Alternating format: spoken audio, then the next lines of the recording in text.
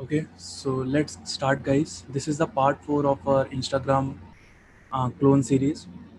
So we have completed our database and we have completed our server side code. So in the third part, we have taken that, we have seen that, okay, we have gone through all the DB part, DB interaction part, and all. This is the part 4 of our Instagram clone series. So we have seen that, okay, we have made that server thing and we have made that DB thing, and we have also seen that how to upload some files on the server. So we have also made that thing. I will show you 1 second. Okay, let me share my screen and let me show you what we have done till here. So okay, guys, so this is the server that we have made. So as you can see, in this in the server.js, we have the authentication. We have maintained the authentication thing, means how to sign in, sign up, and log out thing. We have made that. We have made the user thing. We have made that post thing, means we have created post. We have made that delete post, and we have also that get all posts. So we have made that function. Okay, so as you can see, there is an get post, so all the posts will be get via likes and comments and all, so as Instagram have. And we have also make that like thing, means suppose if a user is liking a particular comment, so we will hit a different API on our server, so that we can record that, okay, this user has liked a post. So let me show you okay, 1 second. Yep.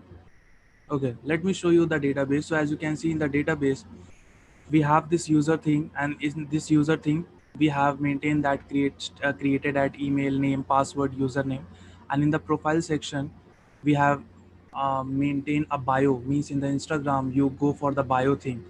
So okay, this is for the bio. This is the file name. File name is the thumbnail, the image that you want, the profile picture that you upload. So as you can see here, the profile picture in the avatar thing, means I have uploaded my profile picture, so it's coming here. So likewise, we have post, means what are the different posts that the user is creating, and for every post there is a caption thing written there. There is an created it when that post has been created. The file name, means the file that is been uploaded by the server for this post, and the likes. As you can see, the likes array is empty, means what we are doing, we are uh, pushing the user's ID, means whomsoever is liking this particular post. After that, we have this comment collection, and in the comments collection, I have stored that, okay, what is the ID of the post and what is the UID, means who have who have made this comment, and to for which post this comment has been made. So what will happen, as you can see in the React application, we will have the uh, particular here you can see that there is a username and there is that comment. So you can see here in this comment, it said let's plan again, and in this it has wow, something like that, and it has looking pretty. So we are fetching all the things from the server. So as you can see, the same thing are being prepared, and if you want to add a comment, so you will just click on that and you will type any comment and hit the save, so your comment will be saved. And if you want to close that, so you can close that. So likewise, you can have that like functionality. Okay, if you want to like some functionality, if you want to like some post, you can. And as you can see that this particular post has been fetched from the server only.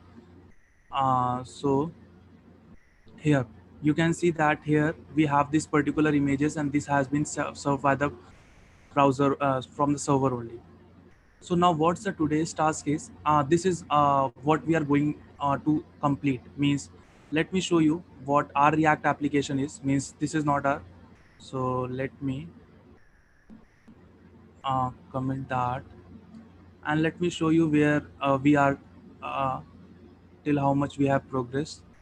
So here in the Instagram YT, Insta YT, Insta clone. Yep, and here is an Insta client. Now let's open that. and let's also run that npm start with, and let's see that till what we have proceeded.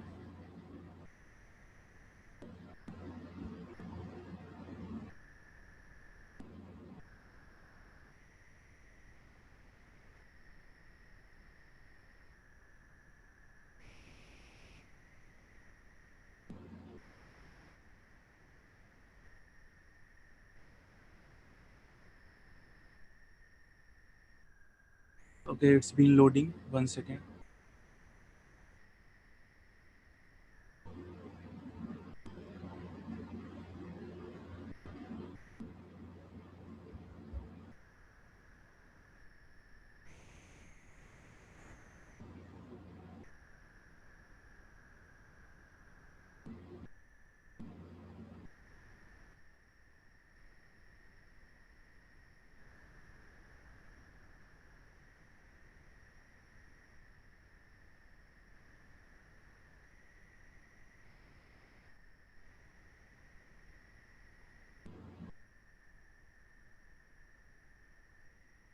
So this is a yep.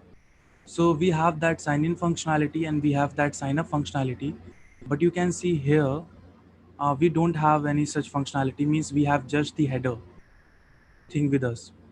And let me go here and let's say that okay, the user has not signed in, and let me go and you can see that this is the login page that we are displaying to the user, and this is the sign up page that we are displaying to the user, so to fill the information. So and I have seen that means if the username has been taken, it will say that okay, username is taken and something like that, so the validations are there. But right now what is if you look in this application, there is no proper state management has been done. What do you mean by proper state management? uh, 1 second, guys.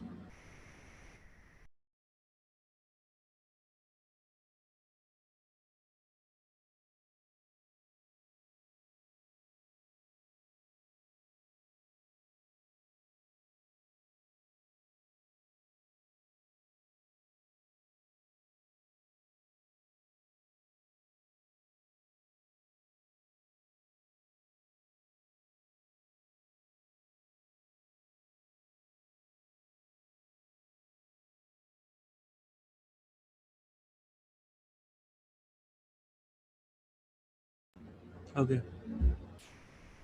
so in this application, as of now, there is not a there is no what we can say, there is no proper state management that has been done. You can see that in the component itself, we are making or reaching out to the different server, means to our server localhost 5000, and we are handling all the stage in the particular component only. And if I go to the sign in page, you can see that okay, here is also the same case. We are reaching out to the server within the component. And so suppose that now that there is a sign up page and there is in this sign in page. So now if suppose that okay, when you hit this sign in functionality or sign in button, you will get the response of that okay, the user has been logged in. But suppose that this user logged in information, some other components want this information. So then what we need to do is that we need to either make that component as a child component for sign up component, or we do that lifting up of the state. Means because the state, that is the user is logged in or not, is reside only inside this component. So what we will do now, we will work upon the state management. So what I mean by state management is that okay, what is the application, what is the state for this application, for this Instagram be. So one state will be that okay, the user has logged in or not, means we have that user info, that if the particular user has been logged in or not. There will be the post state, means okay, if the user has been logged in, he or she will go to its dashboard, and in the dashboard they can see all the posts that they have created. So we need to handle that post, we need to handle that comments, we need to handle that likes. So for all that, we need to make a state in this particular React app, so that we can interact with that. So what I will do, So there are many state management libraries out there, or you can use the one that is being provided uh, via React also, that is context API and all. But what I will do, or yeah, what we will do, we will use the Redux as the state management library. And what we will do here, we will manage our whole complete state of our application. Means we will handle the user authentication, we will handle that post thing, we will handle that comments thing, we will handle that likes thing. All the things we will handle via Redux. So let's first do what we do. Let's first handle that user authentication thing, because we have completed with that user authentication thing. So let's do one thing. Let's handle that state first, and then what we will do, we will proceed with that and go to that home page, means the dashboard, and fetch all the posts accordingly. So to have Redux into your particular state, what you need to do, you need to install some packages. So what are the packages that needs to be installed? It's npm's. Its first package is the Redux that you want to install. Second is that React Redux. So okay, not npm, using yarn. We also need some of the, what we can say, middlewares. So let's have that Redux logger thing, Redux thing. What they all are, I will show you. I will tell you. So let's download this four thing first. After we will see that what are the other packages we need. So okay, so all the four packages have been downloaded. So now let's go to that index.js. First, what you do first, go to this src and make a store folder. Sorry, it's been called store. So why this store? Oh, in this store we will be uh, placing all our states, means all our component, or our whole state, whole application state into this store. And whomsoever component is require some state, means suppose that okay, we have the user has logged in. So what I will do, I will store all the user information inside this store only. And so suppose that now any component, means for suppose custom input or footer or header or any component wants that user state, they can go to this store and fetch that thing. So we have one global space, you can say that we have a one global space that is known as store, as in this case. And in this global space we are storing all our application data, means all our post, all our, means user is authenticated or not, all the comments, all the likes, all the things related to the application we will store in this particular store. So okay, now having that store, let's do one thing. Let's import some packages. So let's import, we have downloaded that Redux package.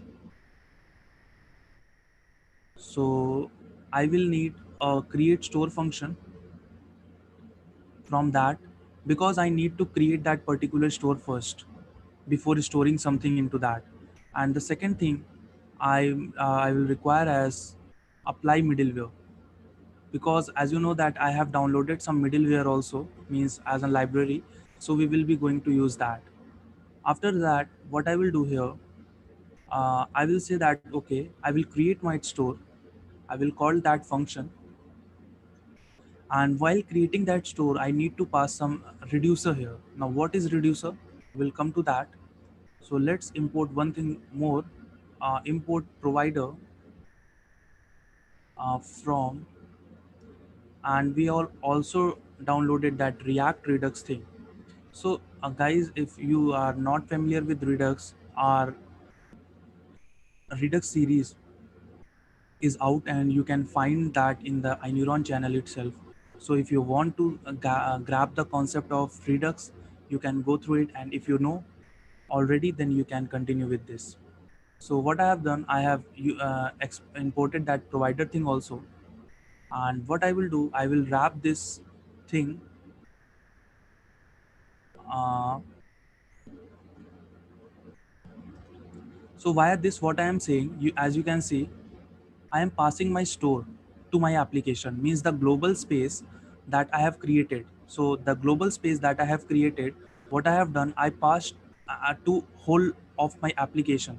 So if any component inside this application, means inside this, if any component wants some data from that store, they can fetch from this store, because this store is made available to the complete application. Now I have said that okay, while creating the store I need to pass here something, and we need to pass a reducer. Now what a reducer is simply a function. So let's go there in the store, and let's make a folder named as reducer, and let's also make a folder with the name of actions. What is this reducer thing and what is this action thing? So this reducer is simply a function. So let's make the index.js file. Okay, so I said that okay, this reducer, this function, as I want reducer, so this reducer will simply a function, and let's export that also, so that the outside world can access that. That uh, that will get two inputs as in parameter. So first is the state and second is the action. So let's say uh, and let's say that okay, my initial state will be empty array. So how to give that initial state? You can give that initial state like this. Means what uh, redux will do, redux will call my this function as an undefined with this state value of undefined. So when this is undefined, then state will be react with this initialized with this empty array. So I'm saying that okay, for the time being, my state is this empty array, and from here I will return a state. Why I will return a state? Because that is the actually definition of reducer. So what reducer will do is that reducer will take the states and an action, and based on this action it returns a new state. For the time being I have written the same state,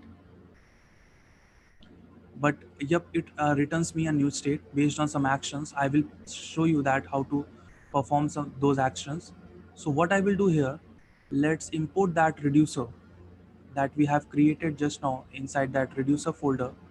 So let's go to that store thing, and inside that reducer we'll get that reducer, and I will pass that reducer here. Now the second thing what I need to pass here is this apply middleware thing, because I need to apply some middleware. So let's grab that middleware, because as you know we have downloaded two things. We have downloaded one named as logger, means redux logger. So let's import that. So what this will do, this will log if any of the action has been dispatched. Now what is an action, what is in dispatch, we'll come to that if you don't know, but if you know, so for that, what this logger thing will do, if you are dispatching some action to the reducer, to the state, so what will this logger will do, logger will log out that into that console. I will show you how that. And the second thing will require this thunk. Now those who don't know that what is this thunk is, will come to that, I will show you. And those who know, you know that okay, why we are using thunk, because we can dispatch functions. We want to dispatch functions to that reducer, to that state thing, because I will come to that, else it will become complicated unnecessary. So let's say that, and let's pass these two things. Let's pass thing thunk, and let's pass the logger here. So I have passed two things to that apply middleware thing. And now as we can see that okay, we have created our store, we have passed our reducer, we have passed our middlewares, and we have provided this particular state to this whole application. So let's see that my application is working. Yep, it's working. So now suppose that okay, now there is a well, let me inspect also. Okay, okay, we will come to that. So let's maintain that user state first, because till now we have only completed the authentication part. So let's say that the initial state for the user will be object where we will holding some user thing.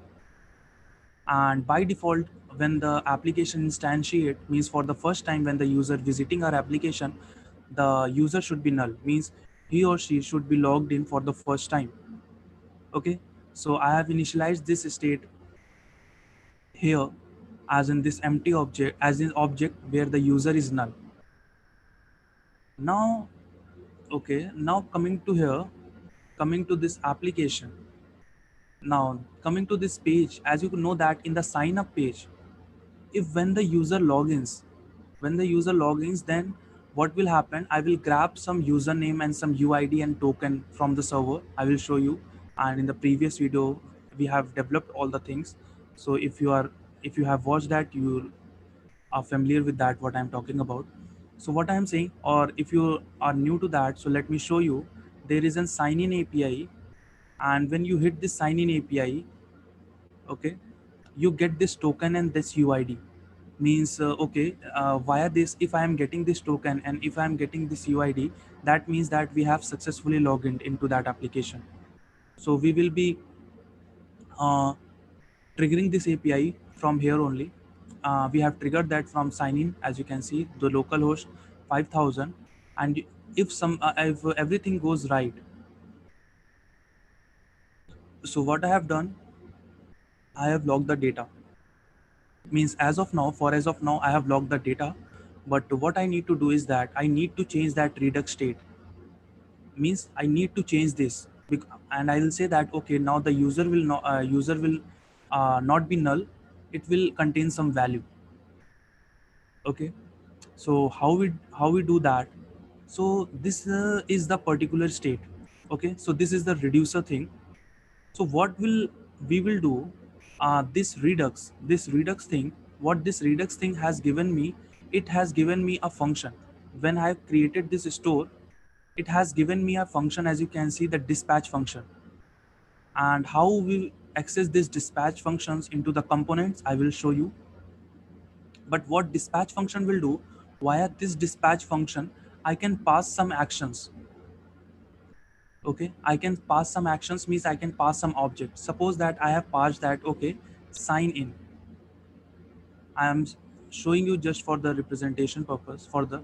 So what I have done, I have dispatched an action. So whatever I will provide in the dispatch, okay, means we only give actions, means actions is simply objects, so we only pass objects with have the type property.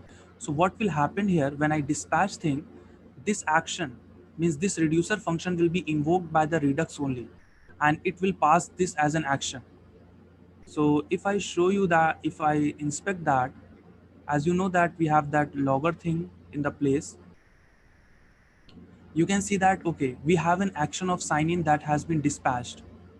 And you can see there is what is the previous state, what is an action, and what is the next state. So this what is coming, this all coming via redux logger, as you can see here. So what is redux logger is? Redux logger is that middleware that we have made, that we have used. So what I will do, let's say let's print here also this action, and I will say that okay, it's been called. So what I'm saying, uh, so as you can see, nowhere I have called this reducer function. So this reducer function will be invoked uh, uh, by the redux only. So what will happen now? Now you can see here the type sign in, and you can see it's been called. So now you can see that our reducer function has been invoked. So via this, so how we will change the particular state of the redux means, okay, the as you know that redux has been defined as user null.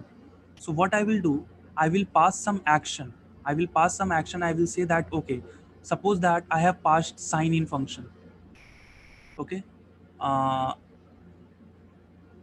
I will say that, as you can see here, I have passed an object, or since you can see that this object means in the redux word is it is known as action. So what is an action? Action is a simply object which have a type property in it. So this is what in action in the simple definition. So as you can see here, this it is an object and it also has a type property. That means it is a valid action. So with this dispatch function, we only pass action here. Means to this dispatch function, we only pass the actions, means which have this type property. So what I will do here, I will check that type property, and if that type property happens to be signing, then I will know that okay, now the user has been signed in. And what I can do, I can also pass some additional information. Suppose that I have said that okay, now the user will be have this token, this means this all thing means I am dispatching this particular sign in and passing the token and all, we will do from this sign in component, because here we are getting all the things, but I'm just showing you that how Redux works. So as you can see, now we can pass additional information to that.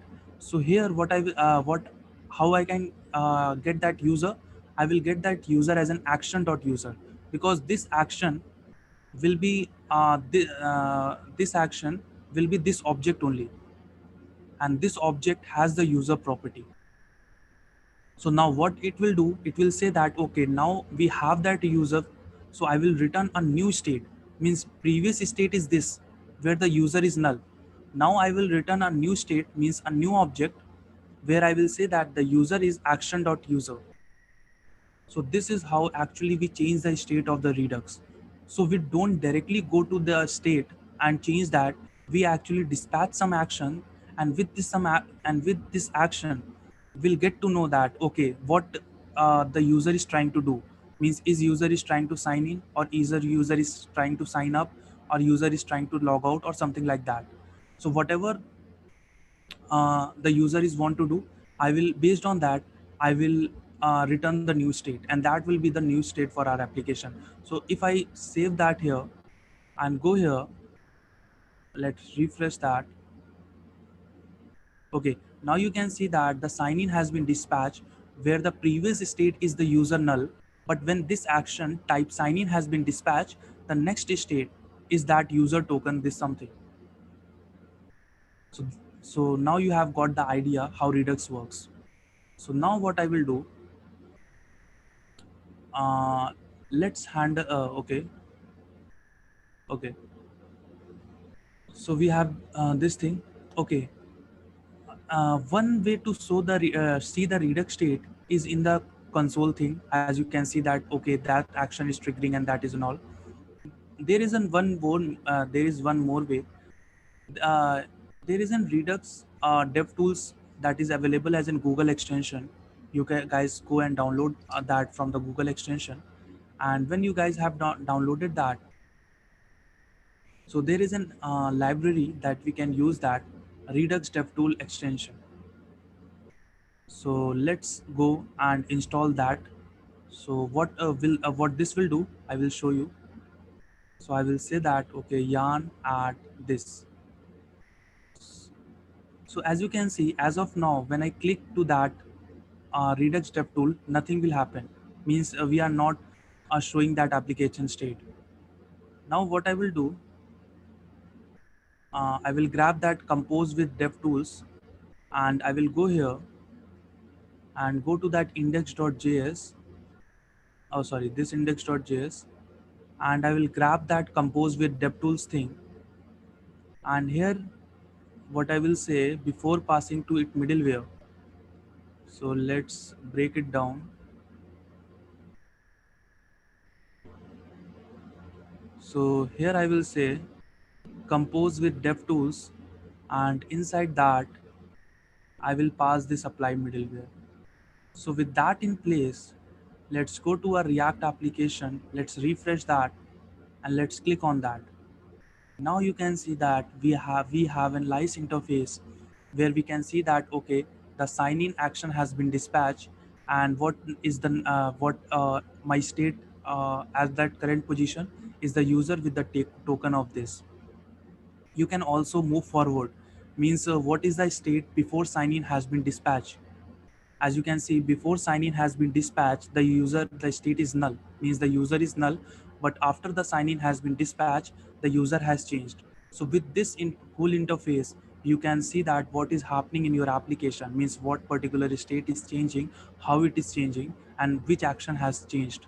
So all the actions you will have here, and corresponding to that you have that particular state here.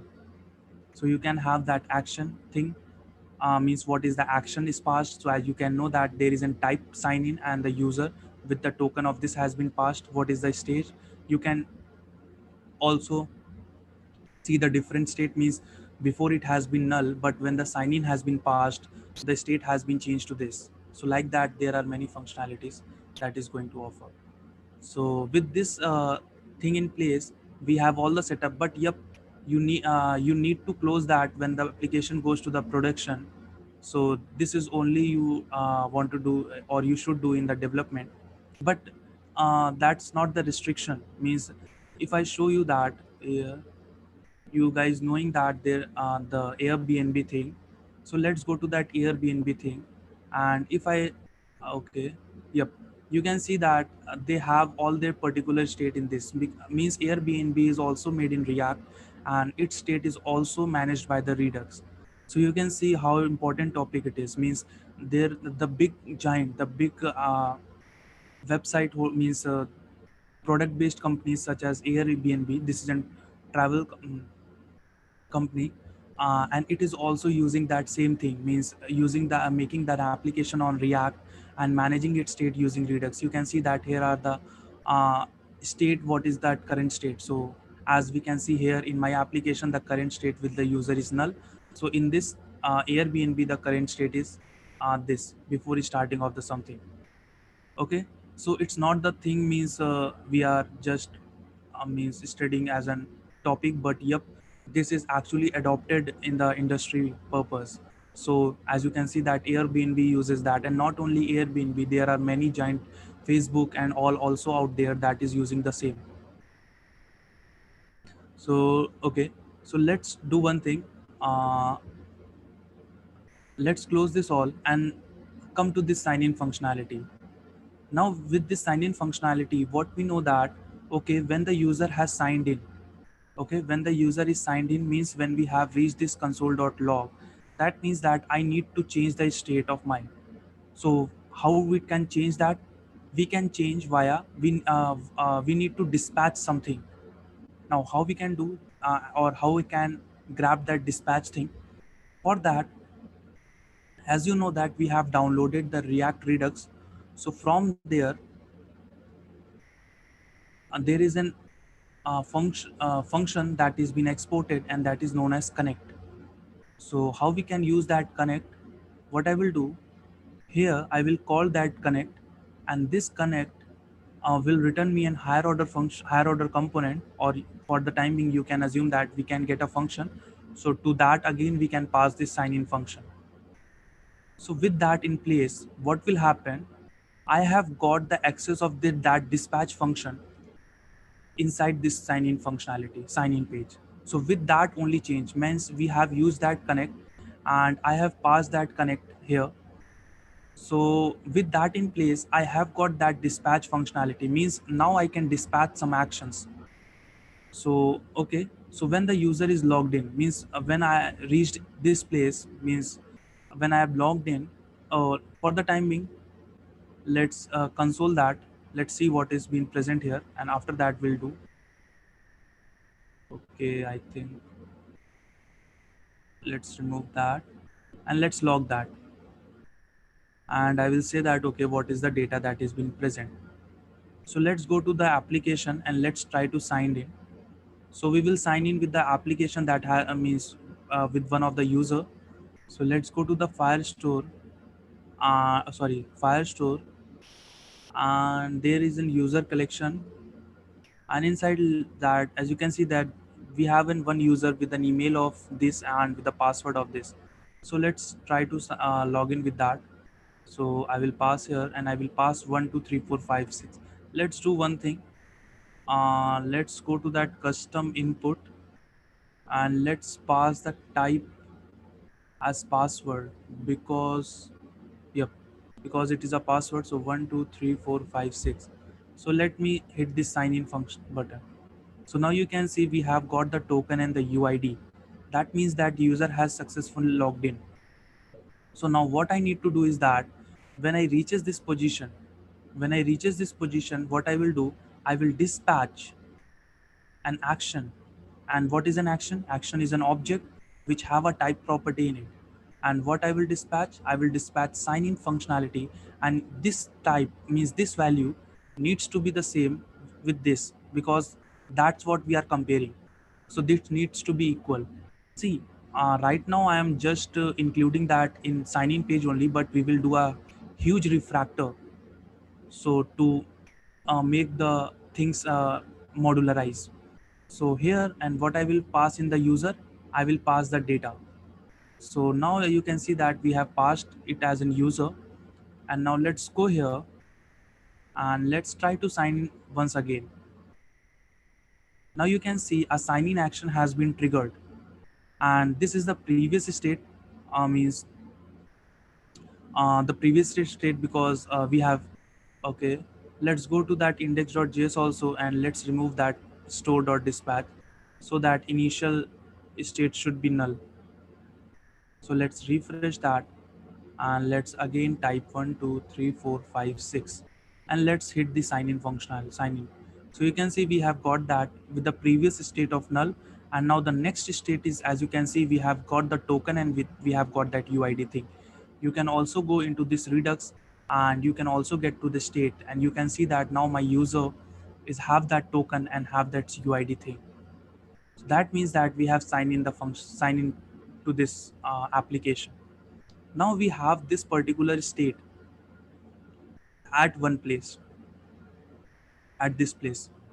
Now suppose that I want the user functionality, means I want the user state inside some other component, say header component, say on the okay, header component is not yet visible. So let's do one thing. Okay, okay, I will show you that how it will happen. So I'm saying that, okay, now I want that user information to this header component. Means based on that user thing, the header component will do something. So how we grab that user thing, means we have seen that how we have grabbed that dispatch thing, but how to grab that state, means that the user that we have stored in the redux, how we will get that. So to get that, again you need to import that connect thing. Okay, so you need to have that connecting from the React Redux, and again you need to do the same. Now what you can do here,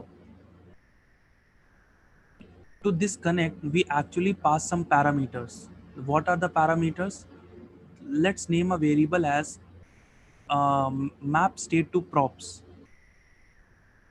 So what this is doing, as the name suggests, is that whatever state you want, okay, whatever state you want from the redux, what it will do, it will make available that state as an props to this function. You can know that, you know that, okay, what are props in React. When the parent component find some information, or when the parent component want to convey some information to its child component, it can pass via attributes, it can pass via props. So the same way this is doing, it is saying that, okay, whatever state you want, just return from here, means I have to return an object from here, and inside that, okay, I will say that I want a user, and from where I can get that, I can get that from my state.user, because you know that in my state there is an user property that has been present, and I will pass this map state to props here. So with that in place, what I will do, what I have got this user thing in this header component. So this is the only thing you need to do. If some component wants some state, wants some redux state to its component, so this is the only bare minimum thing you need to do. You need to pass that map state to props and return our object, and inside that, this is the complete state of the application. So here you know that we know that in the complete state of the redux, we have that we have that user property in it. So I will use that, and when this header component will be instantiated or come into the picture, it will get that user thing. So this is how the things works in Redux. But now the code is still been not in the modularized thing, means not, as you can see here from the component itself we are reaching out to the server and something like that. So what we will do, we will go to this use reducer thing and make one file and name that user.reducer.js. We can actually break up reducers, means suppose that, as you can know that, okay, in future we will have that post reducer also, means I need to fetch the post, I need to create the post. For that also I need some reducer. For the same purpose we have that comments thing, we need to fetch that comments, and we actually have to delete that comment. And similarly we have that like functionality, means, so for all that we can have the reducers, means we have the individual reducers. And from each function what I need to do is that, let's go to index.js, I need to return the reducer. So since this is for the user, uh, okay, yep, since this is for the user, I will cut that and will paste that into the user's reducer. Similarly, in the post reducer, I will paste that, but for the time being, uh, let's have it as a null property, means null. And from here, I am just simply returning state, means I am not doing something here. So let's go to that comments also, and in the same way, go to that likes also and do the same thing. Now, how you will provide this all reducers to the store, means to the Redux. As you can see in the index.js, previously I have provided that reducer function that we have made. So, and this store only accept one function, means it won't be accepting multiple functions. So what we will do, means what Redux provides us a function, and that is known as combined reducers. Okay. So with this combined reducers, what we can do, we can actually combine all those functions into one function.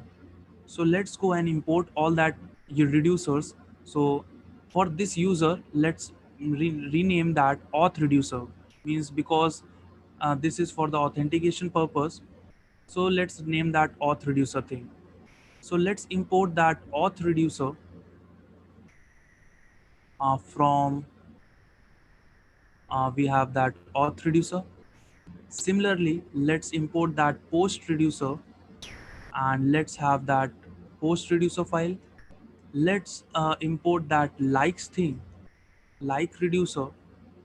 Okay, we have made likes reducer. So it's a simple variable name, you can give whatever you want. Similarly, comment reducer. And now what I will do, I will make one reducer, means the root reducer, because that what I have said that, okay, this combine reducer, what it will do, it will combine all my functions and give me a single function, so that I can pass that function into my store. So now what will happen here, I will say that, okay, for the particular auth, means I want this to be represented as auth, means I need to pass the key value pair, because as you know you have an object. So for this I need to provide a reducer. Likewise we have that post sync. So for that post reducer, likewise we have comments. So for that we have comment reducer, and same for like, and we have like reducer. And let's export that root reducer. Now let's save this function. Let okay, uh, root reducers. Okay, and let's save this file. Now what we have, so what all this all case where they will come, let's go to our state.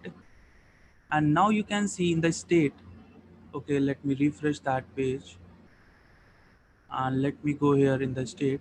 Now you can see we have that auth thing, we have that post thing, we have that comments thing, and we have that likes thing. So from, so whatever key you will give, So that will be come into our this particular state. So you can say that, so this is the whole state, this is the complete state. And inside this complete state I have made slices. I have made a one slice for auth, I have made one slice for post, I have made one slice for comment, and same for the like. So I have divided that huge state into the slices of state. So now what will happen means, what the power we have got, now we can manage this each slice individually, means in a separate basis, means I can manage this auth without touching this post. So that's the functionality we have got. How? Because we know that each file, each thing have a different reducer. So suppose that I have fetched the post from the server. So what I will do here in this, I will handle that thing. Means I won't be handling that thing here because that is related to post. Same way, the things related to comments I will handle here, not in that file. So with this, we have modularized to one level. But yep, we need to modularize more. So how we do that? So now comes the second part, this actions. So let's make that auth.action.js for the time being, and I will show you that what this file means, how it helps to them in the modularization purpose. So as you can see, this is an action file. So you know that, okay, what is an action? Action is simply an object with the type property to it. So you know that, okay, this is the bare minimum definition for the action. Now here what I can do, I can make action creators. Now what action creators are? Action creators are simply the functions, okay, are simply functions, uh, or we can say that fetch posts. So these are simply the functions, these are known as action creators, which will return some action. Means as you can see that this function is only creating this object, means it's returning me this object. So that's why this functions, means this function is known as action creator. So if it returns some action, because a object to need to be in action, this that object should have that type property. So this is known as action creators. Now what we will do, let's delete that and let's make a sign in success action creator. Sign in success means the user has been signed in successfully. See why I'm naming in this way sign in success, because when reaching out to the server, they're not means it's not guaranteed that we every time will get the token and all. Means maybe that server is not available, or maybe some due to some issue we won't get that, so we get the failure thing. But I'm saying that, okay, when the user has got in sign in success, means we have got the response, then I will call this user, means and I will get that user. So from here, what I will return a action with the type property of this sign in, and with the and with the user property as user. Now you know that, okay, as you can see in the sign in page, this thing, you see that this is an action, and we can get this object if I call this sign in section and pass this user.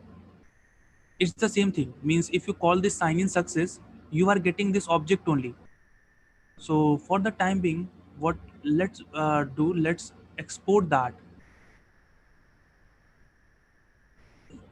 Okay, so I have exported that function from this file so that I can use somewhere. So let's come to this sign in thing, and what I can do, I can import that function from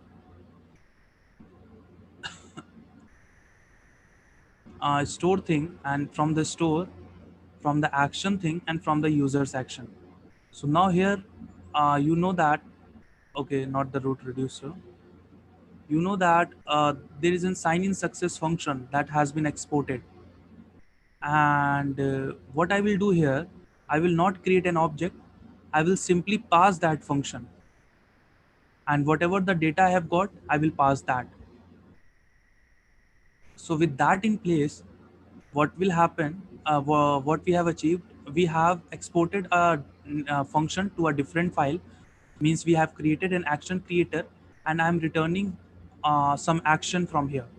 So this is not so this that action object is not created by this sign in page, but yep, it's been created by this auth auction. But via doing this we haven't achieved anything huge. So let's do that huge thing. So now what we can use that, can we grab this user can we grab this functionality, means reaching out to the server. So this is the functionality where I'm reaching out to the server. So let's somehow grab this functionality and place this functionality also in auth.action. So what will happen, from the sign in page, what it will say that okay, it will call that function, means in the auth auction, and now the auth action will be responsible for fetching out the server and updating the state, so as its name action suggests. So now what I will do, let's make a function export, let's make a function export const, and let's name at sign in async. Now why I'm naming it as an async, because it's a asynchronous property, means asynchronous operation, because reaching out to the server won't be resolved immediately, means we won't be getting data immediately, it will take some time. So I have make a function named as sign in async. Now what I will do, what I will say that okay, uh, I will let's okay, I have exported that, so let's use that sign in async function, not that sign in success. And let's not also import that, export that to the outside world also. So I have exported this sign in async. So what I am saying is that okay, call this sign in async function. As you can see in the handle submit, what is happening, it is just going out to the server, and in this state variable there is that username and password that user want to log in. So you can see here in the body it's passing that thing, that particular thing, and it's getting the response. Now what I am saying, let's grab this all functionality, complete functionality, and come here and place here.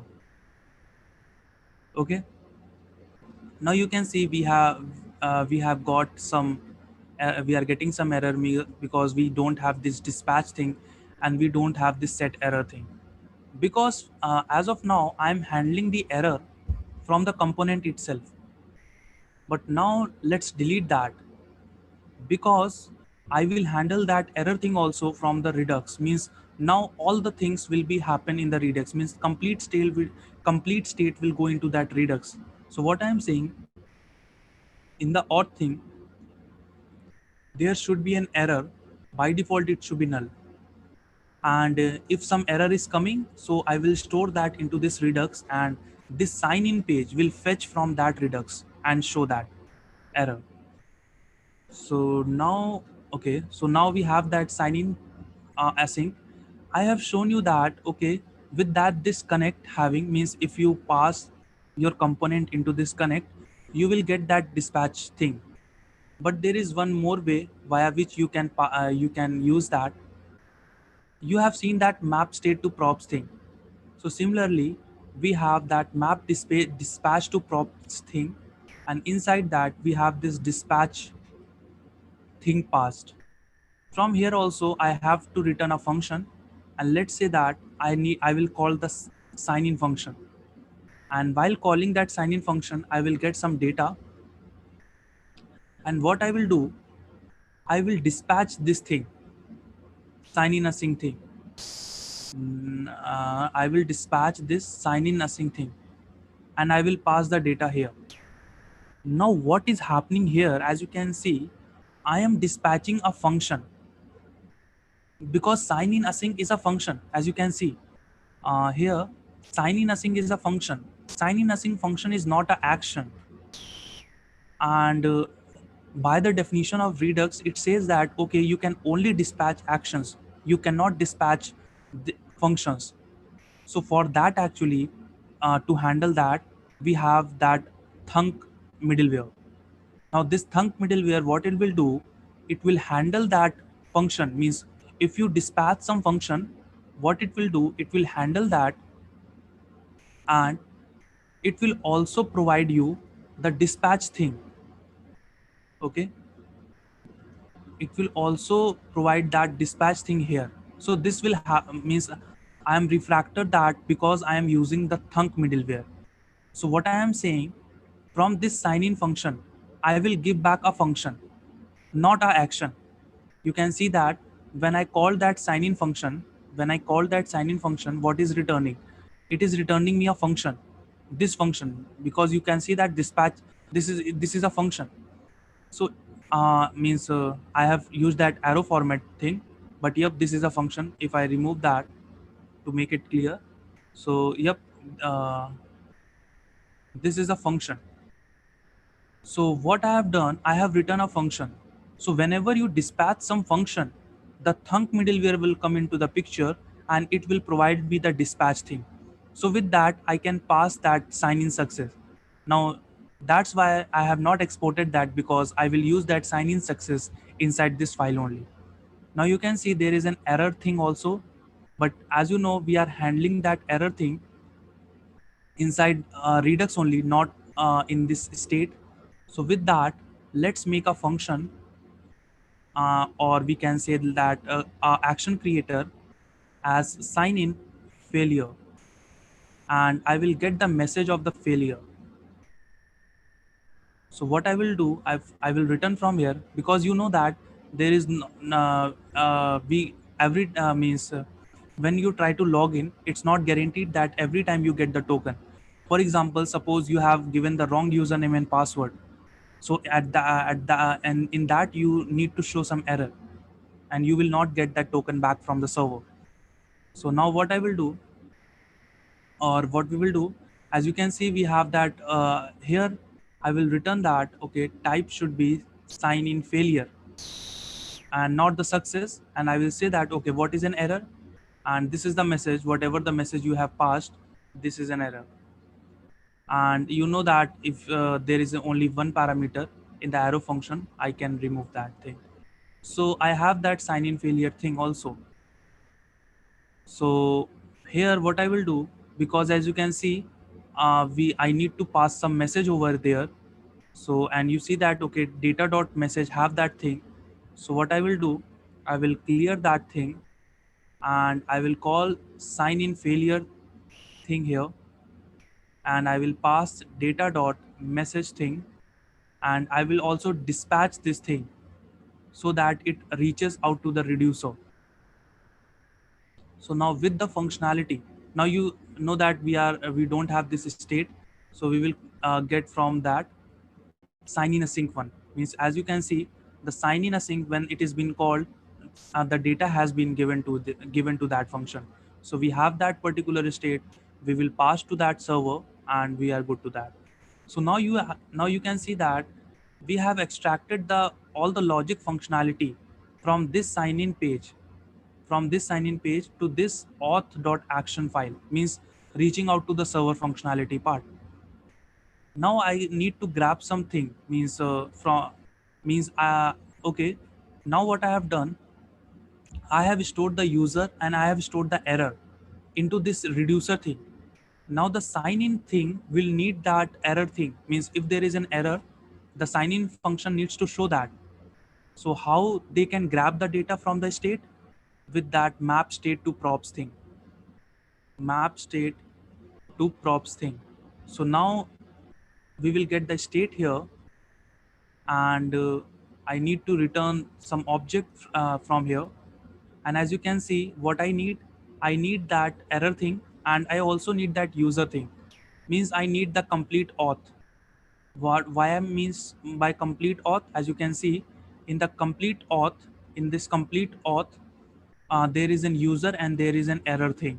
So I will say that, okay, I want the complete auth. So let's go here and say that the user thing, means I need that user, and I will get that thing from state.auth.user, or you can say that you can completely pass the auth state.auth. You can also do this in a nice way. How we can do that? We will be using that destructure thing, object destructuring, and I will say that okay, from here I want auth, and from this auth I want that user and error thing. And here if I need to return an object, I will wrap that into the round brackets, and from here I can pass that error, a user and error. So with that, you can see that we have shortened up some codes. You can also do this for this dispatch thing. Okay. So now what need to do, I need to call this map state to props and map dispatch to props here, and I will pass both these things. So when I pass this both the things to this sign in page, what will happen? I will get that user thing, I will get that error thing, and I will get that sign in function. Okay, I will get that sign in function as in props. Hi everyone. Hi, Raghavendra. So now what I am saying, uh, with that sign in page, I have got that user, that error, and that sign in thing. And from where we have got from the Redux. So now see that, okay, now as you know that when the user handles when the user submits that function, means click on the button, this handle submit will be called. Now here what I need to do is that I need to call this function, I need to pass that state, because you know that here in the auth action I want some state that I need to pass to the server, means I need to have that username and password thing. So I will give that complete state to this particular thing. So with that in change, let's see that auth reducer. Okay, so we have that sign in thing only. Let's go to that auth action, sign in, and let's name it as not sign in but sign in success. So we have two things. One is sign in success. So let's handle that. And with that, now what I will do, I need to return, as you can see, if I have been logged in success, then definitely the error will be null. Okay, and now I need to handle the error part also. So if we'll say that okay, if the action dot type and sign in failure, means if it is in means sign in failure, then what will happen, I will return with as an user as null, means whatever the user is, and I will say that okay, now error will be action dot error, means you, as you know that we have passed here action dot error. In the error I have passed that message. So with that in place, we have managed our reducers also. As you can see, we need to place lots of if conditions here. We can actually use that switch thing, and what we can do, we can shorten the code. So how? So let's say that okay, if the case is sign in success, then I will return something. When the case is sign in failure, then I will return something. And with the default case, I will return the state. So now let's completely remove that thing, and we are left with this thing. Okay, so if there is in success, then what I'm saying that okay, now the user will be state.user, and the error will be null, because we have signed in a success way. But if it has been failure, then what I'm saying, I will say that okay, user should be null and error should be action dot error. So now with this in place, we have shortened the code of the reducer as well as, and we have that action thing here in place. We have auth reducer and we have that sign in page. So let's save all the files and go to the application. Let's refresh that. Okay, now you can see we have that state of this particular thing in the auth. There is an user thing and there is an error thing. So let's do first thing, give wrong password. means wrong email and wrong password. And let's sign up. Now you can see the sign in failure has been instantiated. Okay, why sign? Okay, let me see that. Okay, by somehow that sign in success be also instantiated. We will see to that why. Okay, let's come to auth.action, and you can see that after instantiating this, I haven't written that. Means after that dispatch, I have dispatched that sign in success. So let me refresh that again and pass some wrong password, something like that, and click on sign in. Now you can see we have all got that wrong username and password selection error, and you can see that sign in failure has been dispatched, and with the error of that wrong username and password selection, and this is all coming from the server. So we are just grabbing that, and now you can see that with the action you can see that okay, the sign in action has been dispatched, means that the user is tried to sign in but it failed. Why it is failed? There is an error, that wrong username and password selection. So with that all the things, means with this redux means with this you can see that we have a global state, and with the functionality of redux we can manage all the things properly. And now suppose that 1 2 3 4 5 6 uh, give the right password. So in the sign in we see that okay, still now we are got the sign in failure thing. Okay, let me go to that networks tab, but we have got this particular token. So there might be okay, okay, we are not getting, I think, that data dot success thing here. Okay, we have that rec.json, and in the data there is no success thing. Yep, so it will be undefined, so it will only uh, okay, let's see what the data is, and also what is this data dot success. But I think it's working fine. So let me refresh that page, and let me give the 1 2 3 4 5 6 the correct password.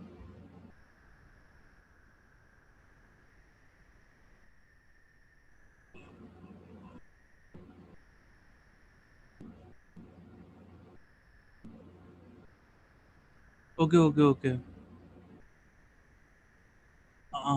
We haven't passing any success thing here from the sign in, that's why it's happening. So let's go to that server thing, and in the auth controller, okay, when I'm signing in here, I will say that okay, success is true. Now with that in place, let's refresh that application, and let's again go 1 2 5 6 and hit that sign in function. Uh-oh, success true.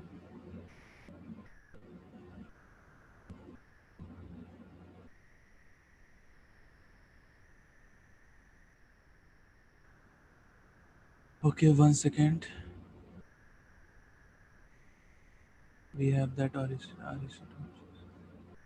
okay, I haven't saved that file. So 1 2 3 4 5 6. Let's sign in. Oh,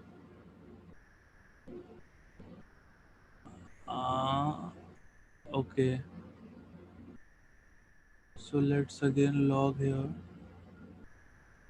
We are getting data dot success true.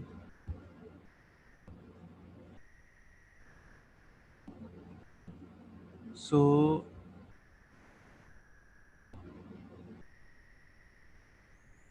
we are dispatching this sign in success. So let's go to that reducer. We have that sign in success and we have that sign in failure. Okay, it's sign in success, it's been called from here. Okay, and sign in failure from been called from here. So and data dot success property will be true. So it will become false.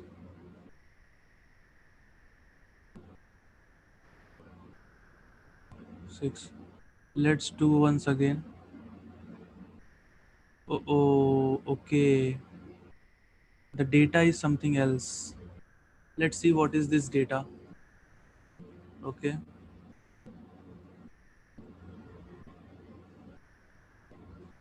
Okay.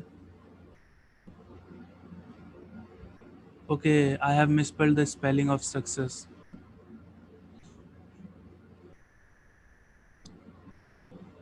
Okay, no issue.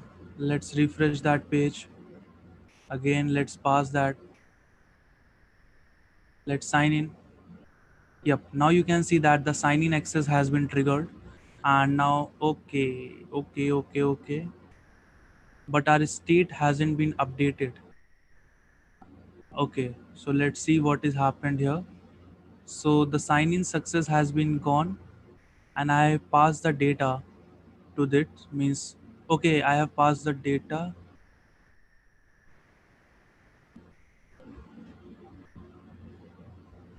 Okay, so let's do one thing. First, delete that, and here I will destructure the status thing and the data thing. So,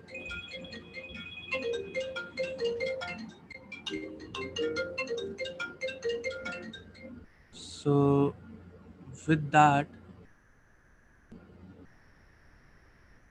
okay, we have the state. Okay, sorry, not the status.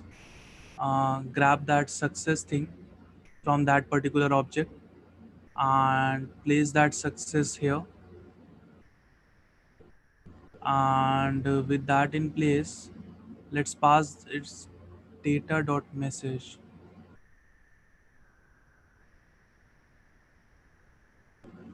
Okay, and let's pass it. So before logging that, let's see that what's the this user is, and in the action I'm passing that into the user. So let's see that. Okay, I have that state dot user, so I need to change that to the action dot user. Okay, so now it's all the things is placed. Let's run that. 1 2 3 4 5 6 for the final time. Sign in success has been triggered. Okay, and but the state hasn't been updated accordingly, and it has been empty of action dot user. Okay, let's go here. Let's go to that action file, and let's see that. Okay, user has been an empty array.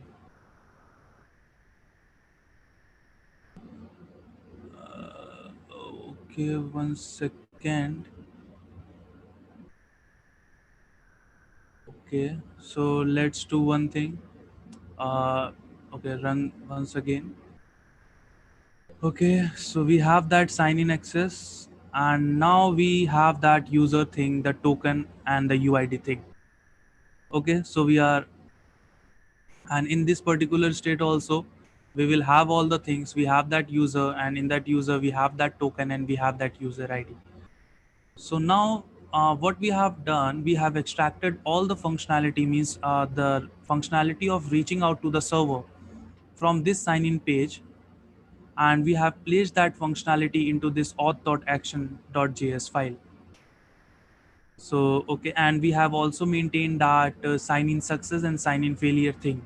Means you see that there will be error will be opted or prompted when the user and or the password has been wrong or provided by the user is incorrect. So let's do one thing. uh, okay, here we have that error thing, and I have provided that. Okay, so let's go to that sign up page again. Sorry, sign up page also. uh, and this here. Okay, so in the sign up page, uh, you can also grab this whole functionality. Means in this you can see that we are reaching out to the server 2 times. For the first time, I'm reaching out to validate, means whether the token has been valid or not. Sorry, whether the username has been taken or not.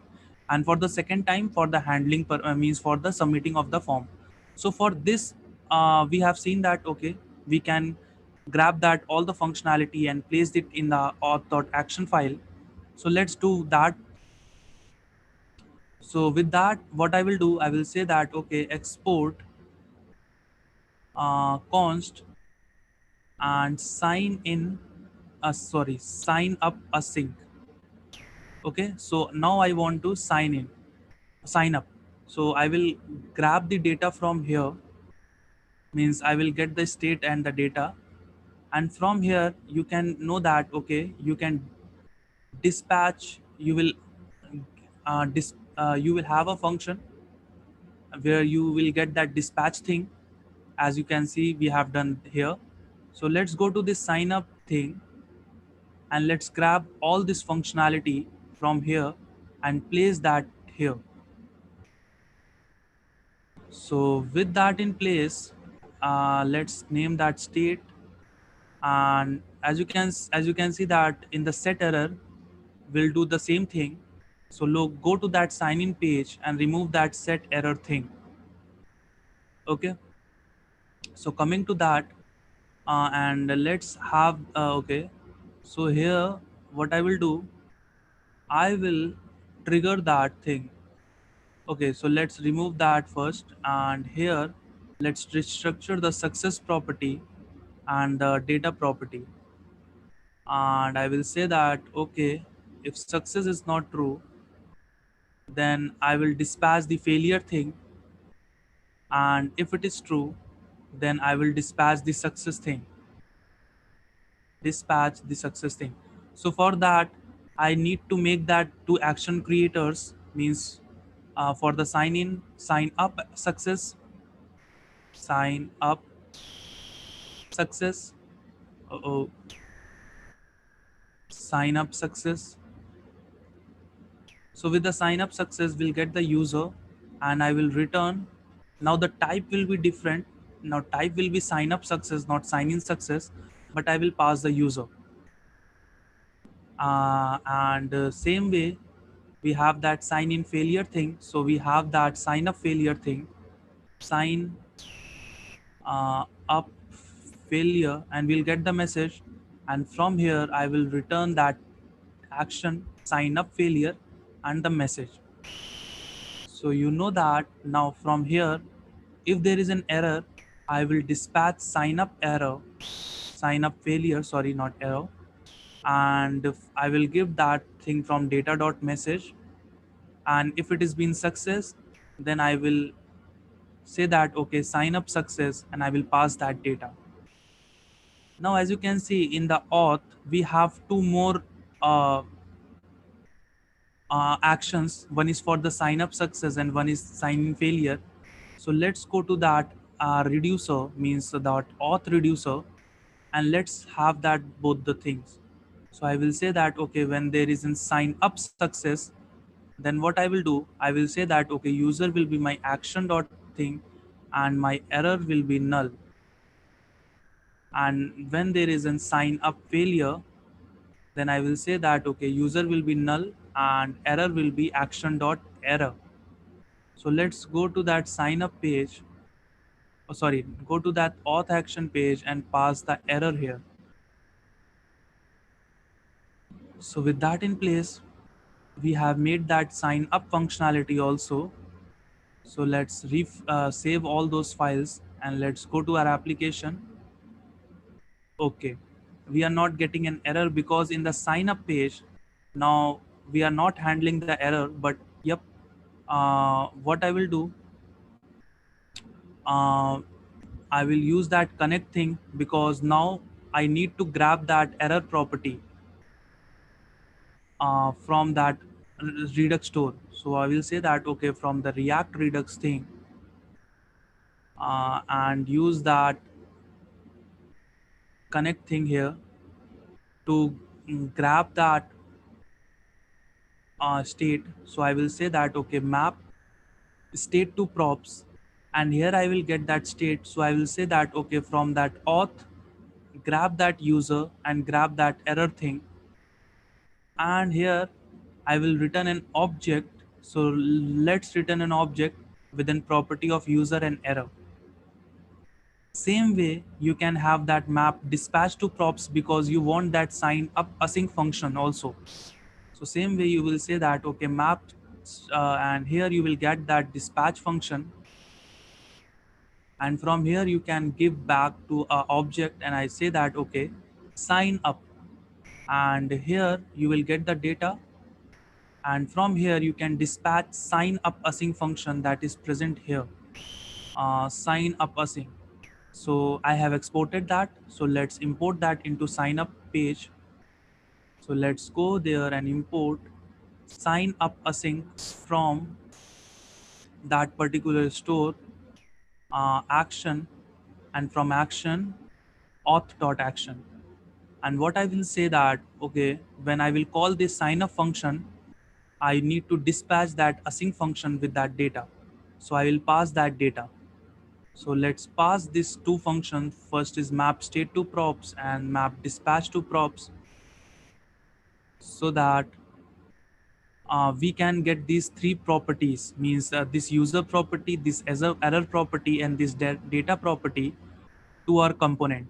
So let's have that user property, let's have that error property, and let's also have that sign up function.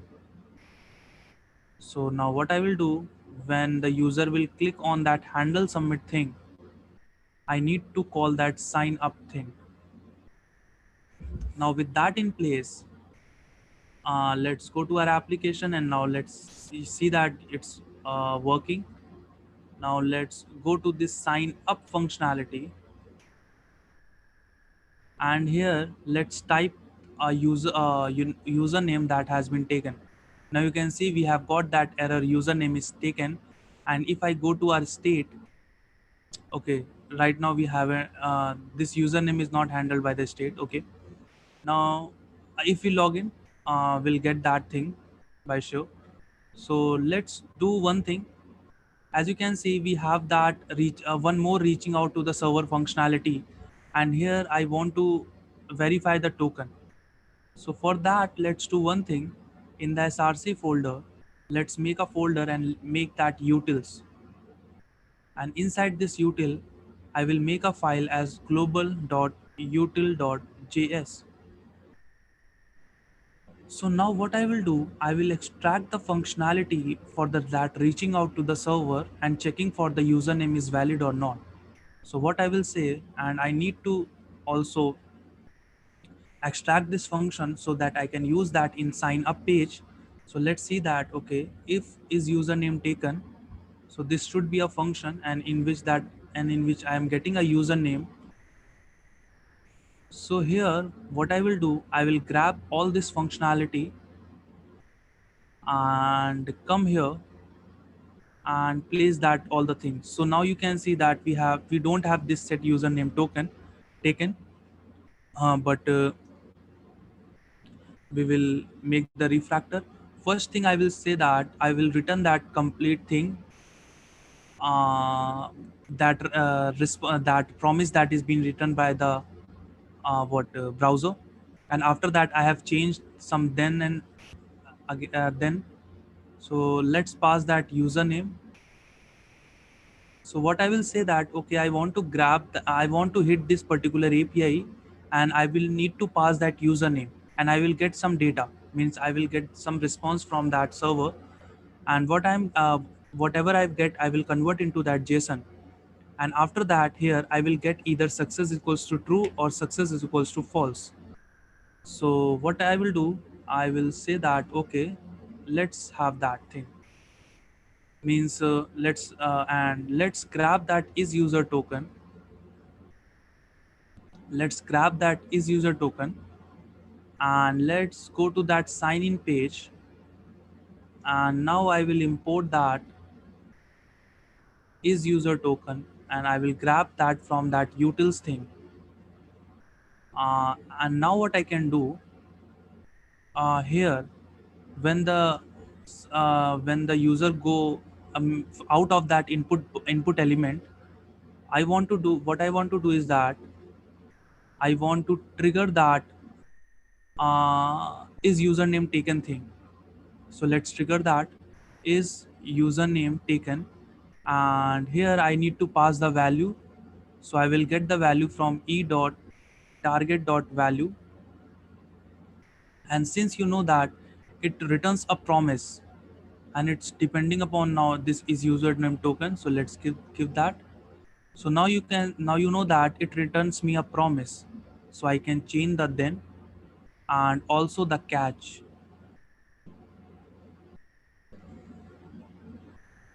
So if it comes into this then block, means that what happens that it has been successfully executed this command, means we have got the data. Now when we have got the data, what I will do, I will destructure the success property, and I will and all place all the things into the data, and I will check here if it has been success, means I will check that if it has been some error, means if it has not been success. So what I will say that I will use that set username taken thing, and I will pass here. Okay, one thing. Okay, I need to grab that into here.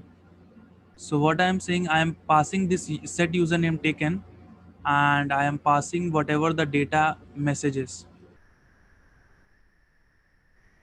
So with that, what I am doing, I am using is username taken, and if you is username taken results into true, means this promise, if this promise get resolved, then I will get the data and I will grab that success property, and I will see that if I have not got the success, means if I got the failure by somehow, what I will do, I will set that, okay, I will say that, okay, now set username token, and one second, uh, is username taken.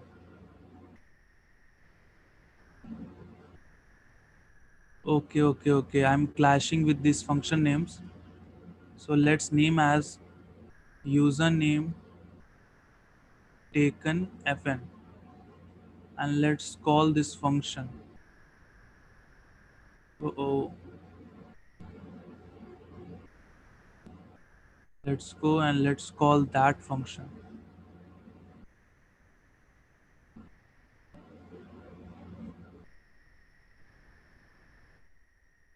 So username taken fn, I have called that function.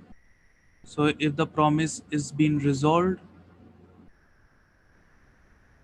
uh, okay. Sorry. I need to put this all thing here. Okay. Uh,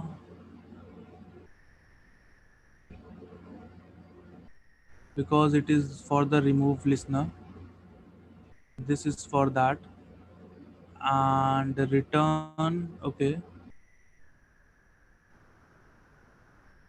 from here I will pass simply a function. Okay, so when the user gets the blur thing, means when it get out of the user, I will call that function, means I will reach out to the server, and I will see that, okay, if I have got the success, then it's okay, and if I haven't got that, then I will say that, okay, username already taken. So let's that in place, go to our application, and let's see that if I'm getting that error or not. Okay, so you see that we are getting username is taken error. So okay, so we have extracted the functionality of being checking the user, and also I have extracted the functionality for that sign up into some other place. So with that in place, okay, there is a sign in and there is a sign up. So okay, we don't need that, and let's see that if there. Okay, Okay, and if it is been success, let's return from here. And if it is been uh-oh, uh, and if it is been success, then what I will do, I will again set it to null. Means what is the false, I sorry. And let me return over here. Okay, so with that, let's have that thing. And you can see that this username has been taken. And if I use some other username that is not been taken, then the error will be removed.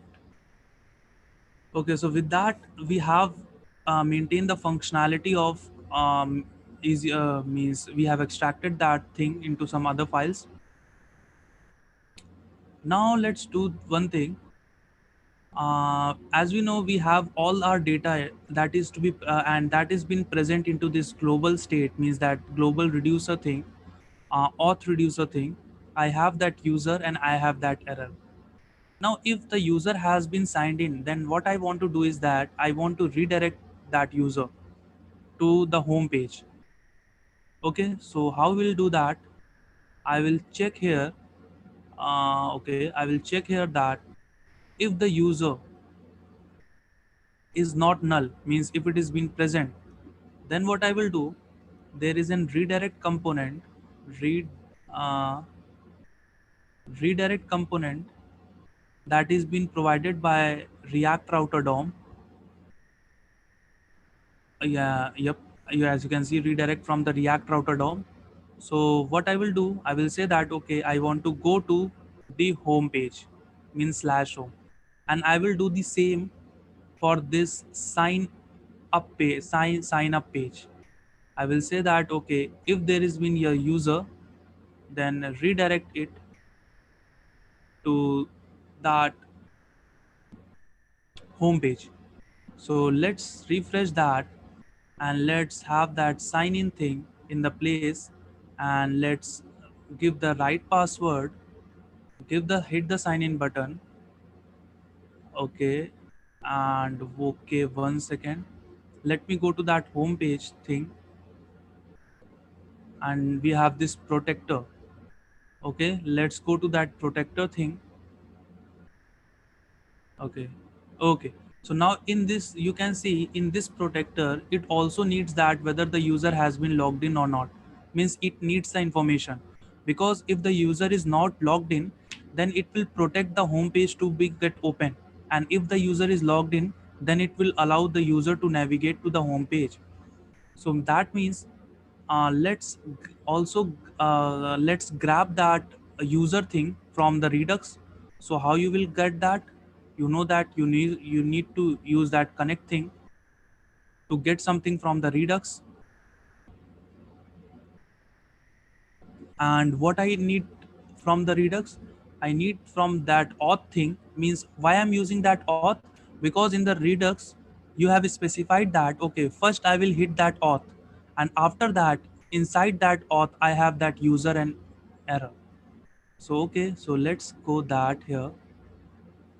And okay, so from that auth, what I will do, I will grab that user thing, and here what I will do, I will return an object with the user property in that. So let's have that map state to props here. So with that in place, I will get some user also here.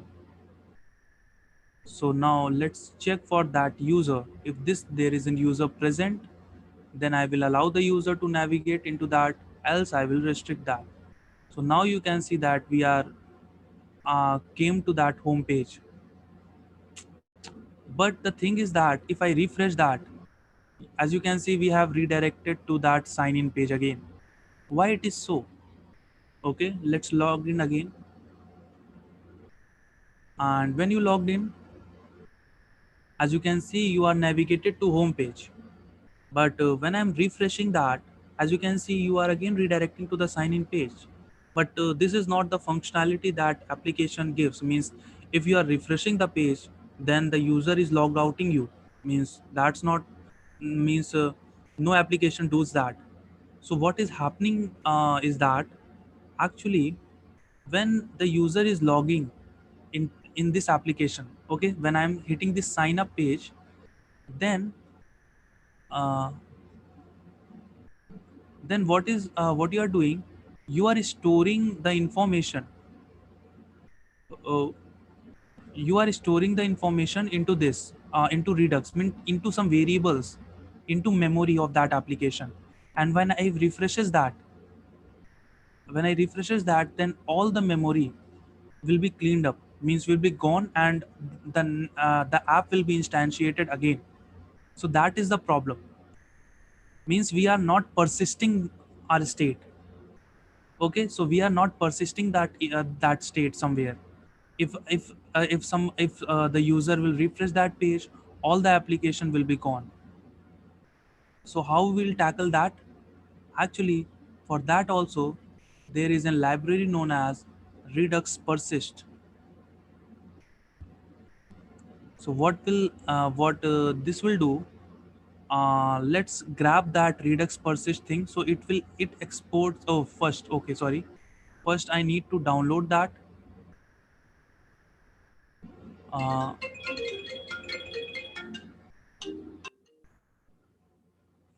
let's first download that thing. So let's go here and say that, okay, yarn add Redux Persist. Okay, so I need that Redux Persist library. So let's, okay, so the Redux Persist library has been downloaded. So now what I will do, I will grab this thing, persist storage, persist store and persist reducer, and let's go to that index.js file. So let's grab that persist store and persist state. Let also specify the storage, default storage. The default storage that Redux Persist uses is the local storage of the browser. But you can specify the persist storage, means you can tell that persist storage that, okay, you don't want that local storage, you want that certain storage and like that. But the by default, the all the information of our Redux state will be stored in the local storage. So now what will happen? I need to create that persist config thing. So let's have that object here and let's place here. After that, I need to make that persist reducer thing. And in this persist reducer, I will pass persist config that I have created here and the root reducer. What is the root reducer? The reducer that I am getting from here, the file, R reducer. So I have passed my reducer and the persist config into that. And now in the store, you need to pass this persist reducer. Okay, with that in place, and you also as you can see, when I've created that store, I have passed that persist store. And then what I will do, I will make use of this persist store thing, and I will pass my store there, and I will name that as an persister, something like that. So let's come here and let's make that persister, and here you will use that persist state, persist store, and here I will pass my store to persist my store. And finally, what I will do, as you can see, I have my store and I have my persister thing in the place. I will use this persist gate. Now what this persist gate will do, it will it won't render my component until that whole state has been fetched from the local storage. Means for that time, we can place some loader and all. So for that, let's have that persist gate thing, and in the provider here, I can pass that persist gate, and now here I can pass my app.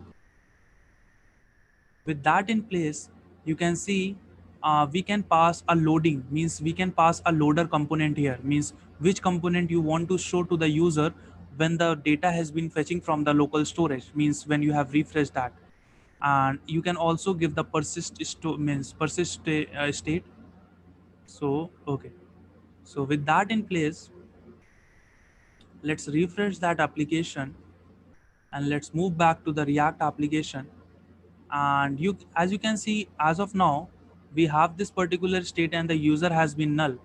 Let's go to that inspect page and let's go to that application, and in the local storage, okay, in the local storage, let me refresh that page.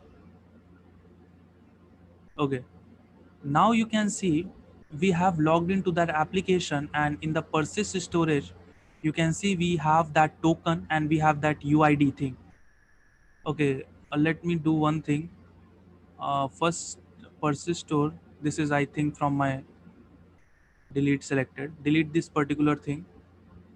Let's refresh our application. Okay, we are on the sign in page, and in the persist root, the auth is null and the comments are null, likes are null, posts are null, and everything's are null.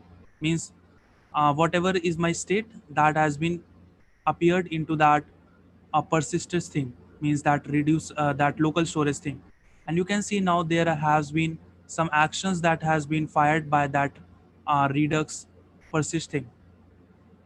Now let's do one thing. Let's log in into our application. So let me log in into that application, and now as you can see we have logged in into that application, and now our auth is that particular token. Now that in place, let me refresh that page. Now you can see when I'm refreshing my page, we are not getting log out, means we are not forwarded to that sign up page. Why?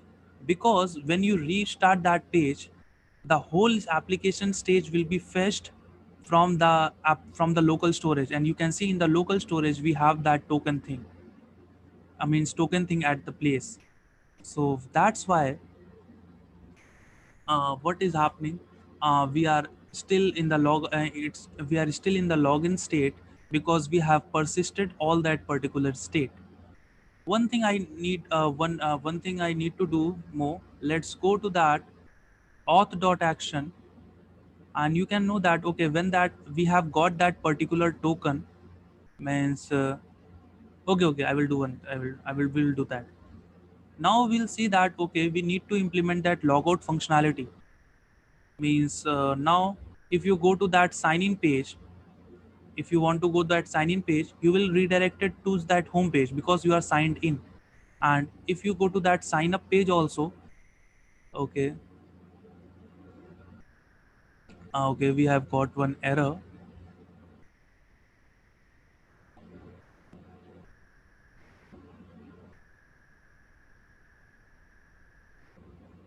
Okay, let's go to that sign up page and see what is happened wrong. So let's remove that. Let's also remove that, and let's go to that sign up page. So where is that sign up page? Yep, in this sign up page,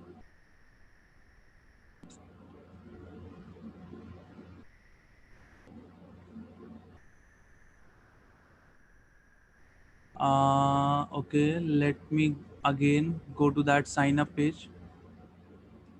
Sign up, we are getting a error again, and it's showing that on the line 28.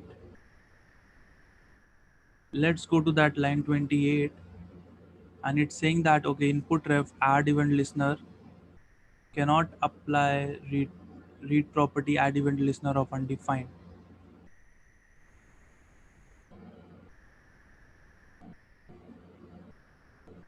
Okay, yep, what is happening, guys, as you can see we have returned the redirect component from here.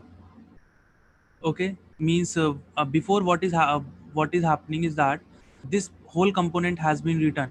So when this whole component has been returned, after that use effect has been invoked. But now as you can see here when we have redirected that component, we don't set up that ref thing. So we have that ref thing in that let me show you where we have that ref thing. Yep, you can see that we are having input ref here. So when I am returning this thing, we are not set up with that, so this input ref is being undefined only.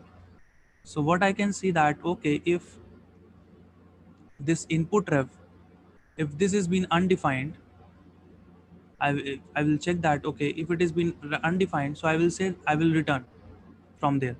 So now you can see, if I go to that sign up page, I again redirected to that header home component. So now this is how we have actually persisted our state and make the components in their respective file. Means we have extracted the reducer thing and all and placed them into the respective file. Now let's see. Okay, now yep. One more thing we need to do is that, let's come to that auth action thing. We haven't, okay, before coming to that, I'm saying that, okay, we need to perform that logout functionality.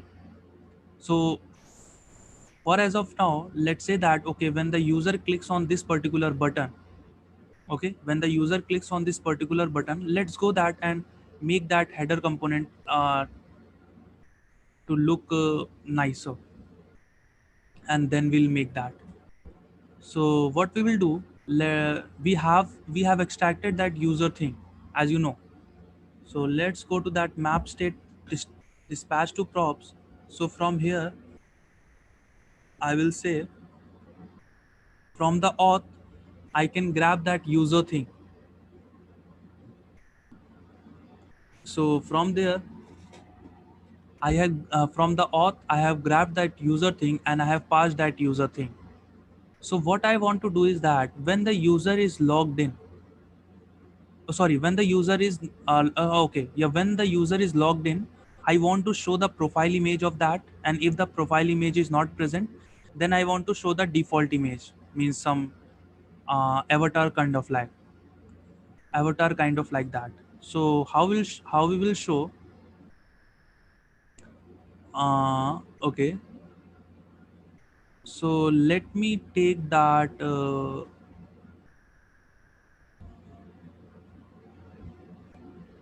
Let me make use of a person icon. So now you can see we have got that person icon thing here. Okay, so or let's do one thing. Let's grab that also into icon button,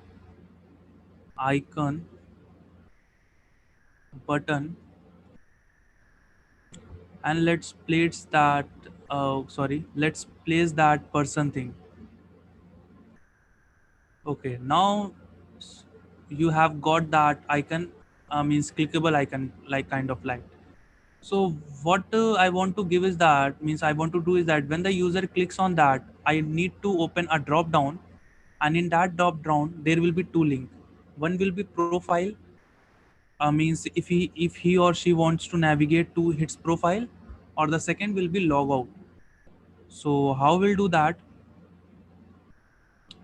For that to accomplish, let's have that useref in place, and let's make that ref thing, and use ref, call that use ref. So what I will do, I will use that menu icon thing. So that is been provided by this material UI thing. So we will going to use you can go to that material UI thing and grab that what is being present on the menu. So get started in the components only. You will get that menu thing. Okay, yep, here is that menu thing, and here you can see, if you click on that open menu, you are getting this thing, and with that you can with this all the things, you can make the menu, and then you have that menu item. So let's do that. Let's grab that menu item and let's place inside that. So I need to have that menu item, and let close that for the time being. So to this menu item, I need to pass some props. So what are the props? First prop is that the anchor tag, means the reference, means where I want to show this drop down. So you know that okay, I want to show that drop down in this avatar thing. So what I will do, I will take the reference of this avatar thing via that ref that I have created, and what I will do, I will pass that ref dot current. So I will pass the reference of this avatar, means I want my drop down to be placed inside that, means under that avatar thing. So I have passed that reference to that. Now you can also want to handle that state, means whether it is open or not.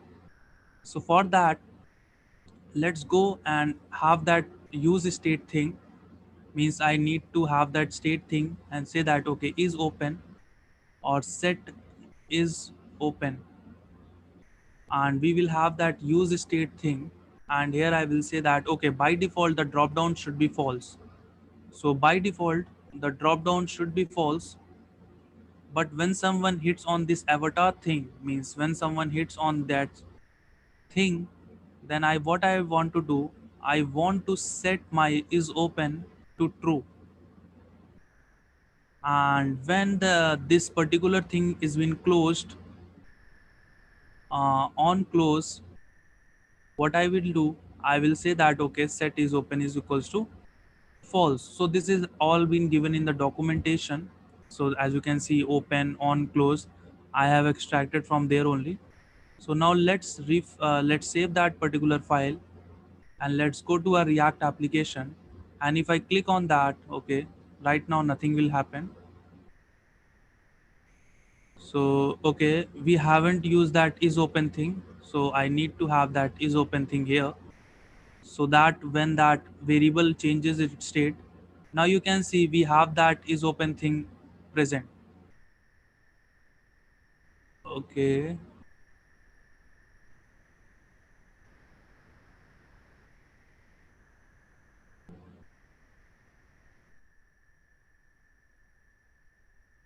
let's refresh that page. Okay, let's click that page, and you can see we are getting that, getting all those things. Okay, the profile thing and the sorry, now let's delete that actually. Means here I will having that logout thing, and here I will having that profile thing. Okay, this is fine. Let's do one thing more. Let's go to that documentation.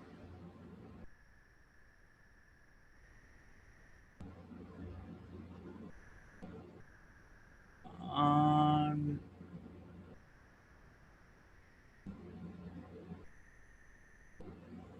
okay, okay. So when the user clicks on this logout functionality, means logout button, what I need to do is that I need to log out that user from this. So this is also related to auth. So let's do one thing. Let's have make a function here, export const logout.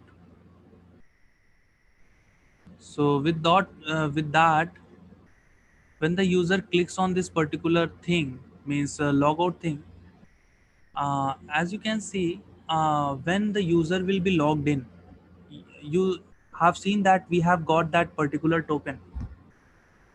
Okay, so the two thing I will do, first thing is that I have stored that thing into that redux.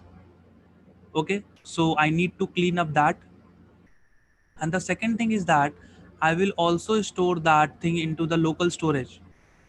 Means you can see that uh, 1 second, let me show you. Means I'm saying that when the user will sign in successfully here, and the sign up successfully, what I will show, I will say that okay, local storage dot set item, and I will set token and I will say data.token, and same thing with that here.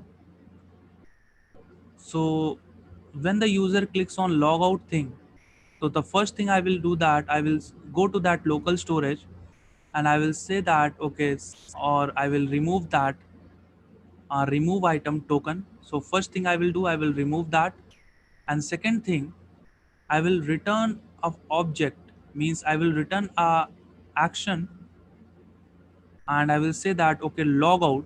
Why I'm doing so? So that I need to I also need to clear that redux state now. So I will go to that auth reducer, and I will say that okay, when I will get that logout thing, then what I will do, I will say that okay, my user is null and my error is also null, means I have logged out successfully. Now I need to use that logout function into this header component. So let import that, import logout function from that action file. So store action and auth action, and as you know that we can have that map dispatch to props also here. So where map dispatch to props, and I will get that dispatch thing, and from here I need to return an array sorry object. So here I will say that okay, log out, and when the user clicks on logout, I want to dispatch, and I will say that okay, I will call that logout function that is being exported. So this function, this logout function. So now I will get logout function here. Okay, now as we have got that logout functionality, what I will say, when someone clicks on that menu, on click when someone clicks on that, what I will say that I need to call that logout functionality. And when I have called that logout functionality, the user will be logged out. So I will say that okay, if I haven't got the user, what I will say, I will return, and I will again use that redirect thing, and now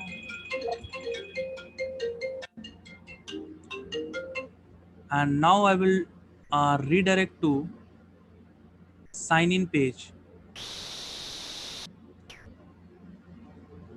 So with that in place, what I am doing is that if the user has been logged in, so from home page I am redirecting to sign in page. So, and in this menu icon, as you can see, when the user clicks on that, I will call that logout function. So when this logout function has been instantiated, it will dispatch that logout function. So here what will happen when this function is called, it will remove the token from that what we can say, from the local storage, and it will return an action with a logout functionality. So with that, what will happen, it will also change the state of the of that redux thing. So let me refresh that page. Okay, we have got that maximum state thing.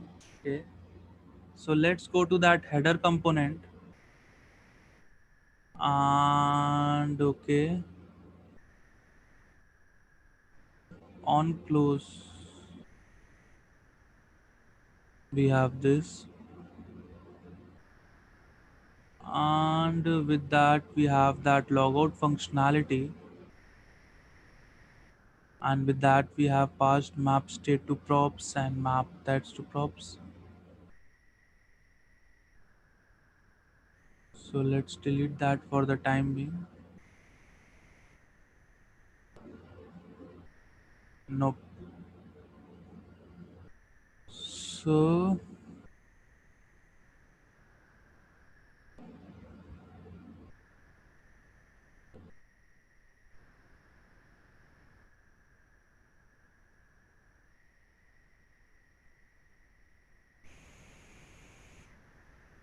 I have taken that logout function. Let's see that what logout function is doing.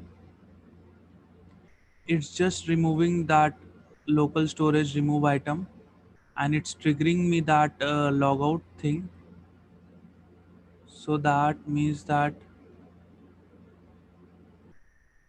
okay, the user will be deleted. And let's hold on with this redirect thing. Okay, so what is happening,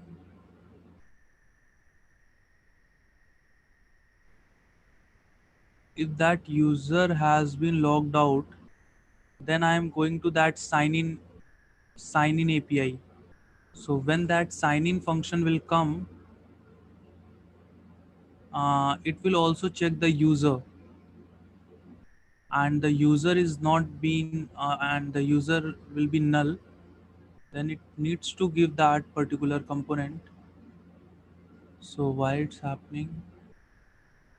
Okay, I will say that if there is not a user, then I want to go to that sign in page. Okay, so I will say that okay, if there is not if there is not a user, then I want to go that sign in page. Now let's do that. Click on that, click on logout button. Now you can see that we have logged out to application. Now if I want to go to that slash, you can see we have again forwarded to that sign in API, because that slash route has been protected, because there is a protector that we have used, as you know. Let's go to that home page and let's show you that protector thing. You can see that we have used that means we have protected that particular component. So whenever user try to goes in without being sign in, it will again redirected to that sign in. And if it logins to that application, then it definitely go to that slash page, and now it won't be able to go that sign in because it's been logged in. And when you log out that, it will again go back to that sign in page. So with that all in place, we have managed that authentication thing. And for that authentication thing, we have managed all the things with the Redux. Means we are done with that. Uh, what we can say,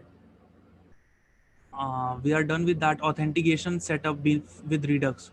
So as you can see, if I log in 1 2 3 4 5 6 and sign in, you can here say that okay, sign in success has been called. So and when I log out here, you can see that after sign in success, the logout functionality has been called.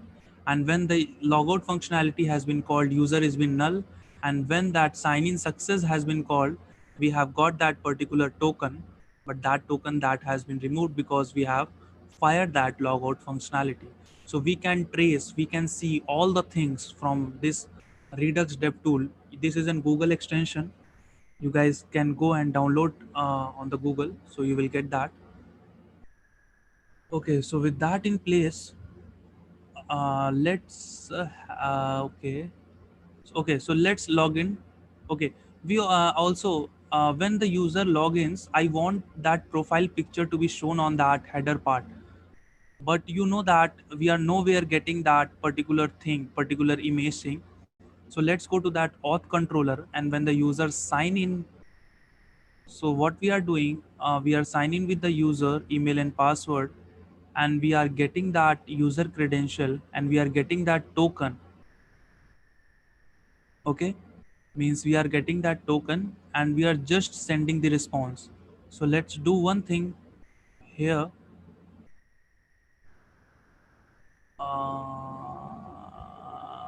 And here let's say that okay, we here not from here, because here we'll get that token thing. Okay, so let's store that token also here. So let token. So what I will say, I will do here, I will remove that all, and I will say that whatever token I have got, I will store that into the token. Means I will store that into token, whatever we have got. And after that, when we have stored that into this, after that, what I want to reach out to the server, means to that database, db.collections and to users, and with that doc id of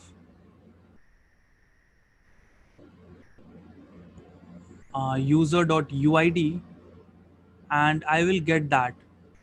So what I have done, let me go to that let Firebase. I've said that okay, in this user ID, as you can see, we have that UID thing. So I have said that okay, get this whole document. As you can see here in the profile section, there is a profile picture that that need to show. So what I am saying that okay, I will fetch out all this complete data. So with this here, I will get that user snapshot. This time we will get that user snapshot, and inside this snapshot I have that profile thing. So what I will do, I will say that okay, user snapshot with that data, and I will return that profile thing. So there will be two cases, means one means the profile will exist, and suppose the profile this profile is not there. So as you can see, for this user there is not been profile because the user has not uploaded its profile picture, but this user has uploaded its profile picture. So what I will do here, I will get that profile thing. So what I will do, I will say that uh, if there is been profile, means if the profile is there, I want to return from here and send the response to the user with the data as token and then UID, and you can get that UID from user.id, and also the profile section. So I will pass that complete profile. Yes, and if it is not the case, then I will return res.json, or you can do one thing, you can do that. Let's remove that. You can do this in a single line. You can directly send that status here. So I will say that okay, I will send that object in which I will specify the token UID as user.uid, and also the profile that I have got. So with that in place, let's go here, let's go to that React application, and let's refresh that, and let's log in again. 6.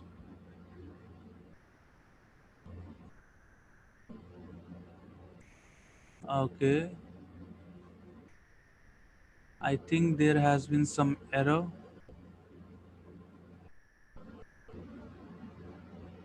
No. So what is happening?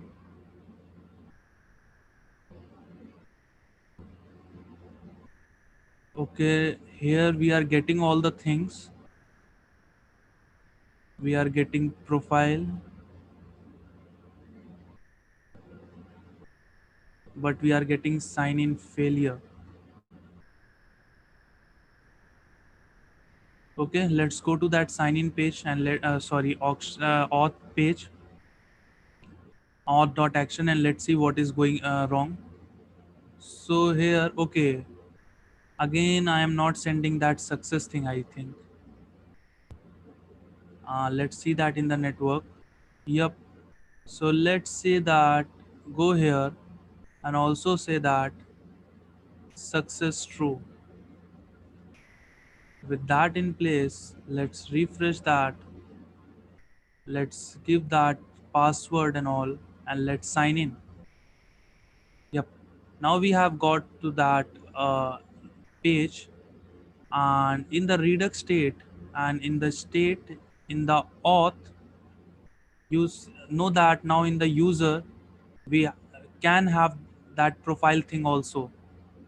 So let's go here, means let's go into the header component, and here I have grabbed that user, and where I'm showing that person here. Okay.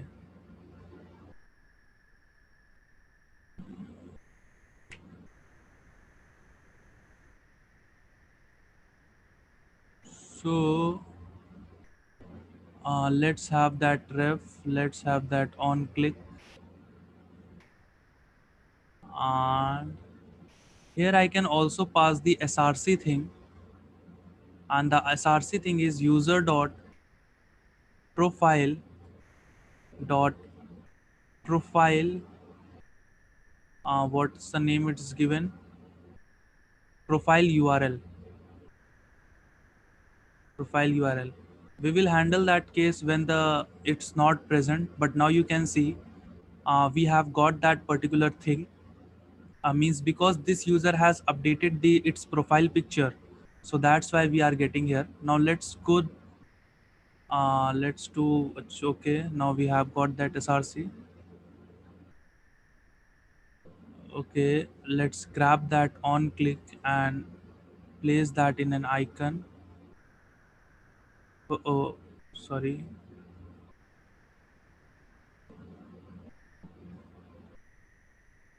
What is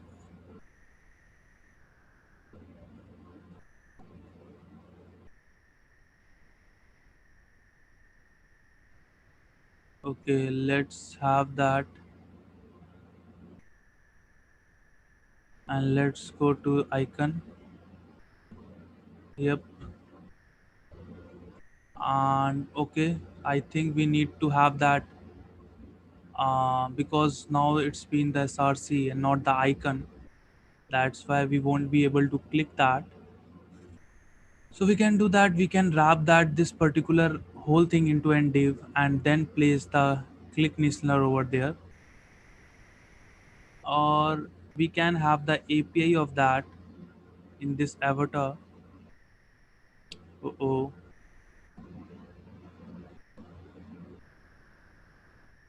yep.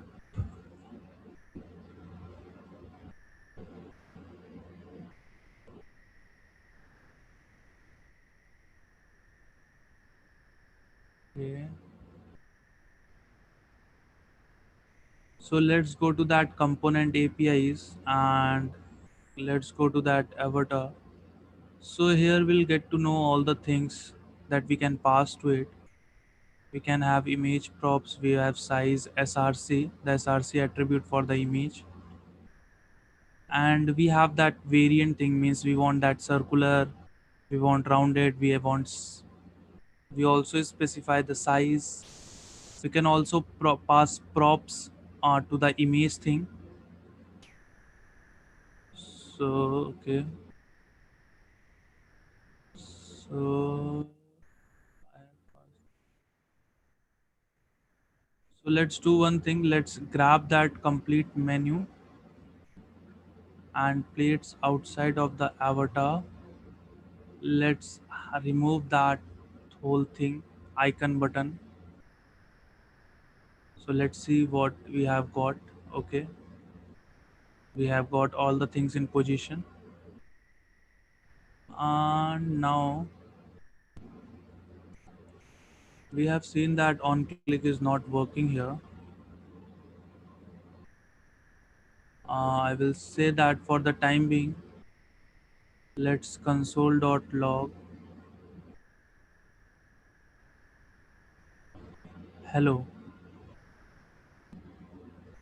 So let's go to that application and let's have that page, and let's click OK. We are getting that hello thing. So but menu set,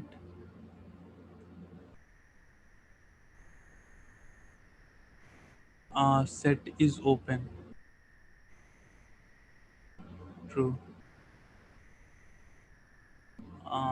Okay.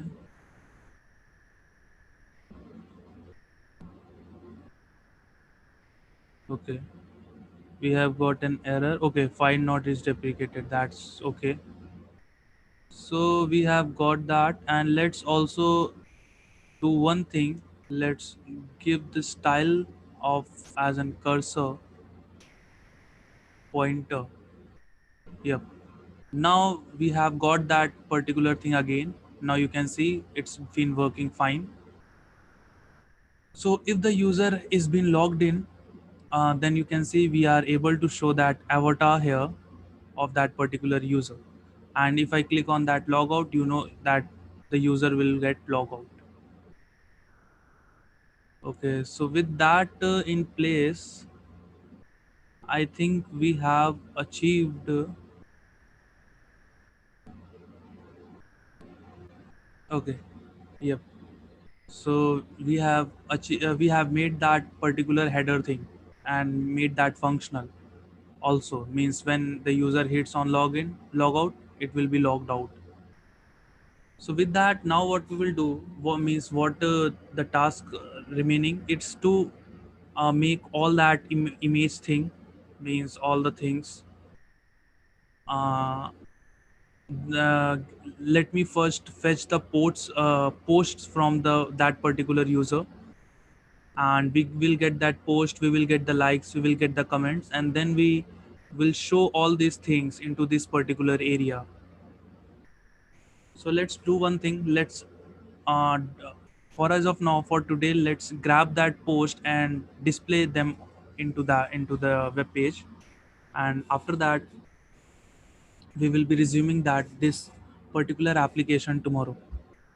So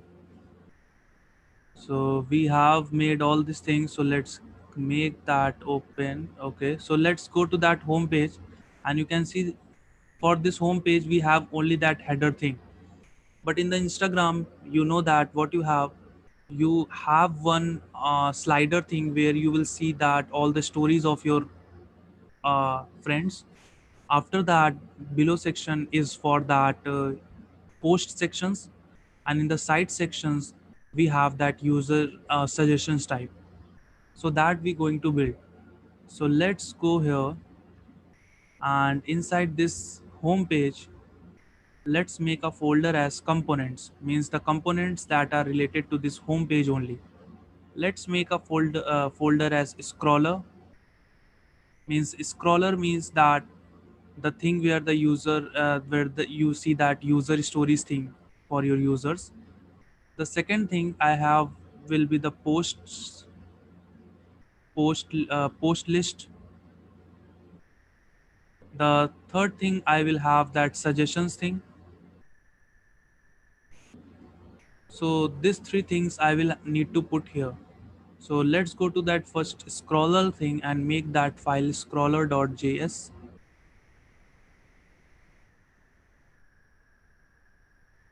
Okay, let's rename that because it's been a component. So scroller.component.js. Let's make that post list file also. So post list dot component.js. So let's remove that component thing. Okay, so we have that post list thing, we have that scroller thing, and let's also have that suggestion thing, suggestion dot component.js. So we have that suggestions thing. Let's do one thing. Let's place all the things into this home page only. So but now what I want to do is that I want to give 70% of the image of the, let's inspect, and I will show you that what I mean. So you can see in below that header thing, we have that. Okay, this is the header thing, so let's remove that. Okay, we haven't placed that, so let's have that scroller thing first. Oh, it's not been my auto import is not working, I think. So let's have that post list also. Okay, for the post list it had been worked. Let's have that suggestions also. Okay, for the suggestions also it's worked. So why not for the scroller? What's the spelling I have given here? Scroller. SCROLLER.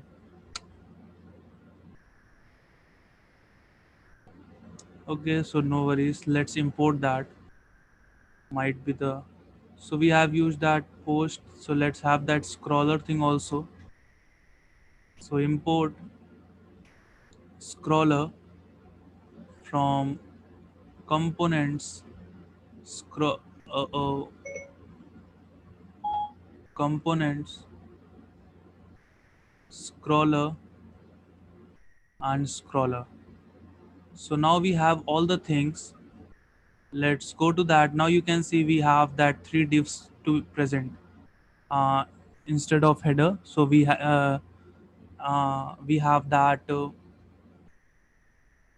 scroller thing, we have our post list thing, and we have our suggestion thing. Now what I want to do is that for this scroller and for this post, I want to give them some space, and and the suggestion will come to that right hand side of that. Means the scroller and the post will be in the column wise, but the and but the suggestion will be in the row wise. So what I means to say, I will tell you first. I will say that okay, let's make a div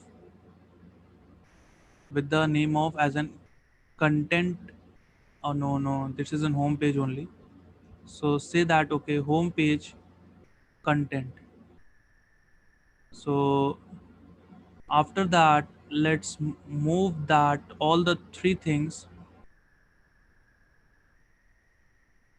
upper upside, and let's also make that these two things into one. And let's say that home page content posts, something like that, and let's play it set. So now what we have done, I have made a wrapper of home page content, and inside that I have placed that this one more content, one more wrapper, oh sorry, one more container, home page content post, and then inside that I have scroller post list, and for this I have suggestions. So let's do one thing. Let's in this home page, let's have a file as homepage.css, homepage.css. So let's do one thing. Let's import that thing. Import uh, homepage.css. So after importing that, let's have this homepage content here, and let's say that display is flux. After that, let me show you what has happened. So I have that home page. So I have two divs, means I haven't given any width and all or any flex and all. So let's do that. So let's come here, and I will say that okay, to this home page content post, what I will do, I will again say that okay, you should also will display flux, but the flux direction for your case will be in the column, because I want scroller thing and that post thing to be in the column wise. Now with that in place, we have that scroller, we have that post list, and we have that suggestion. So let's do one thing. To this home page content, let's give a width of, we can say, 70%, and let's give the margin of 50 pixels auto. Okay, let's refresh that page. Now with that, what will happen, you can see that this header now has been come no, sorry, this home page content. Now you can see we have got a margin of 50 pixels, and inside that I have got a width of 70%. Okay, so I think 70% is okay. So let's go to that individual scroller thing. So let's go with first this scroller thing, and let's make that scroller.css file also. Scroller.css file also. So let's import that CSS file, scroller.css file. So I will name that as scroller, and here I will say that scroller should take the no, not to this scroller. So let's go to that home.css only, and I will say that okay, this home page content should take the 70% of that available space. So let's go to that home page. So this will now, okay, I have that post thing. Yep. So this will now take the 70% of the available, and to this suggestion, let's have a file as suggestion.css,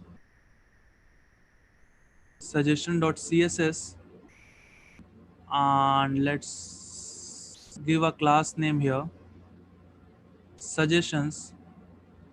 And in the suggestions, see, you can also use that material UI grid and all, but as of now I am showing you with complete CSS only, but you can use that. So now coming here, you can see that now the home page has been gone, got some 70% of that, and after that there is been the suggestion thing. So with that in place, let's have that scroller thing in picture, and that post thing also, so that we are done with today's session. So let's go to that scroller thing, and okay, yep, we are in the scroller thing.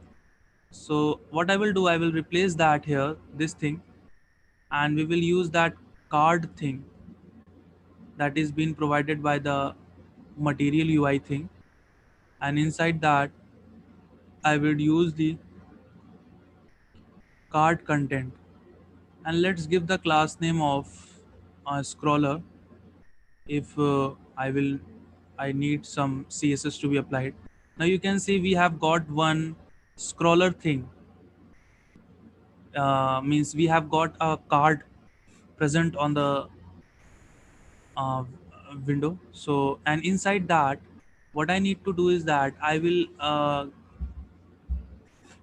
put some avatar things, means where the user will means in the Instagram where you go get that top slider, where you will touch on that and your friend stories will open.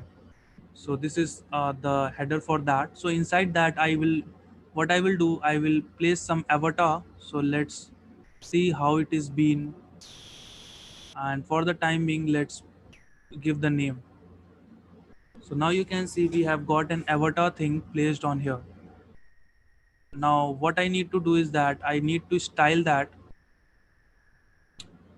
So come to that scroller thing, means the outer div, and come to this CSS. Okay, before styling that, let's come to that post. Let's make a post thing. So with that, let's come to that post list.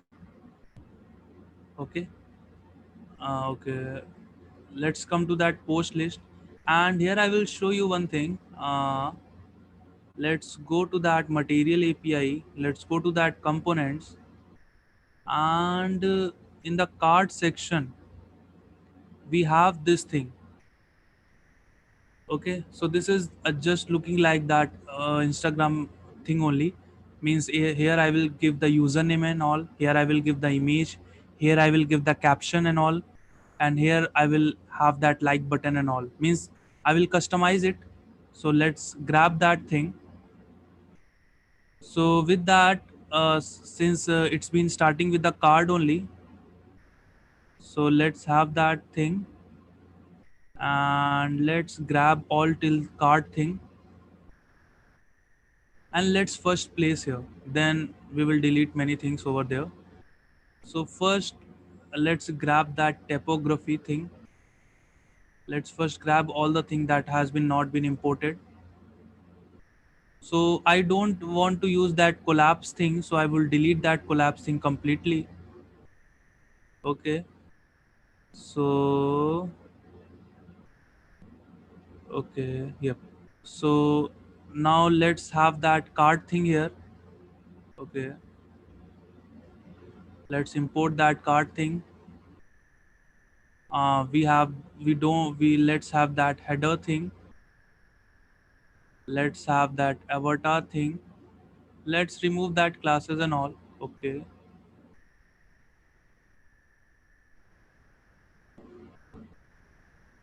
okay, avatar, and let's remove that classes thing. Let's have that icon button also. Let's have that more icon button also. More icon button, or we can use horizontal because Instagram uses that.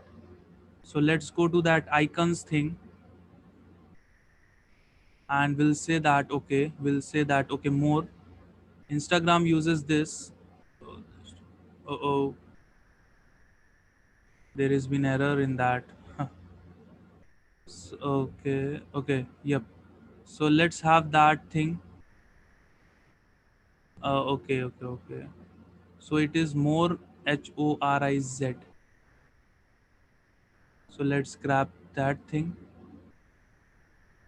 After that we will have that card media thing. So for as of now, let's remove that class name. Let's have that card media and let's see that if it will work or not. And in the content, let's have that typography thing, and also let's have that card actions thing. And as of now, yep, let's have that favorite icon. Let's delete that share icon and all.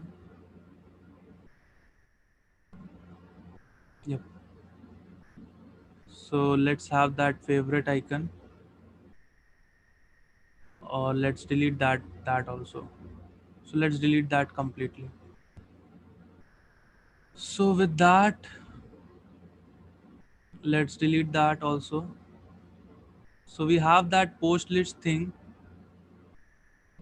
Okay, so we have that means right now it's been collapsed, we will give the margin and all, but right now we have that post thing. Okay, so let's do one thing. Let's go to that collapsible thing, sorry, scrollable thing.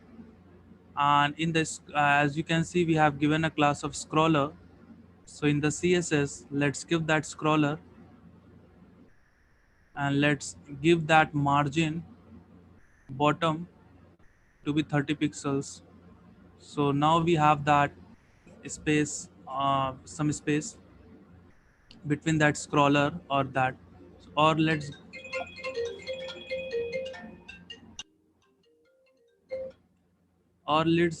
give some 40 pixels, so have some more space. Okay, now with that, let's go to that scroller, sorry, let's go to that post list. Okay, so that in place, let's do one thing. Let's try to fetch the posts, and then after that we will style all the things. So let's have that post and all. So for that, what I need to do, I have the APIs. I have the APIs for getting up the post. So we will hit to that corresponding API and get that thing. So let's do one thing. So let's go to that action, because we also storing that posts into that Redux store. Let's make a file named as post.reducer.js. Sorry, post.action.js. Post.action.js. So we have that post.action. So right now we need to make one function and export also. And what the function is, the function is that fetch posts, means you need to fetch the post from the server. Now that uh, for fetching the post, what I need to do is that I need to be logged in. Means I need to pass that authorization token, because you know in the server side we have that auth dot middleware thing. You can see that we have that auth dot middleware thing, and what that middleware thing is doing, it is checking that okay, whether the request has been forwarded with the token or not. And if the request has the token, that means the user is logged in, and if it hasn't the token, that means that is not logged in. But since we have logged in, so what we need to do is that we need to pass that token into the request. But as you know that there will be many requests that will be requiring to be that will be requiring the token to be forwarded. So for each request, what I need to do is that I will append that token into the header for all the requests. So that is some redundant task that it's to be done. So for that, what I will do, I will again download one library, and that is known as Axios, and I will show you how Axios will help us with that. So now the Axios has been downloaded. So in the utils, let's have a file known as axios.util.js. Now here what I will do, first of all, I will uh, import that Axios. And now what I will do, I will create two clients. Means what that means is that uh, I will create some general Axios client. So I will show you, then it will be clear. So I will saying that okay, I will make a default Axios. And how to make that, I will say that okay, Axios dot create, and same way I will making use of that what we can say, user Axios.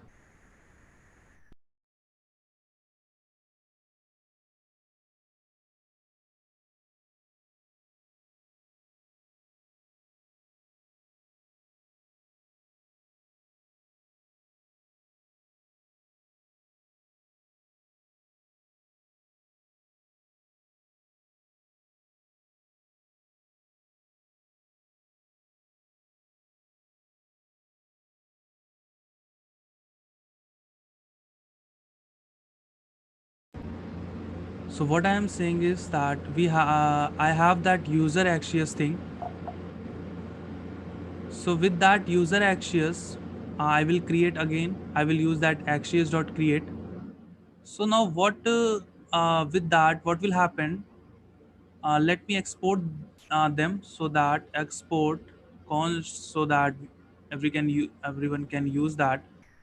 Here also, I will say export const.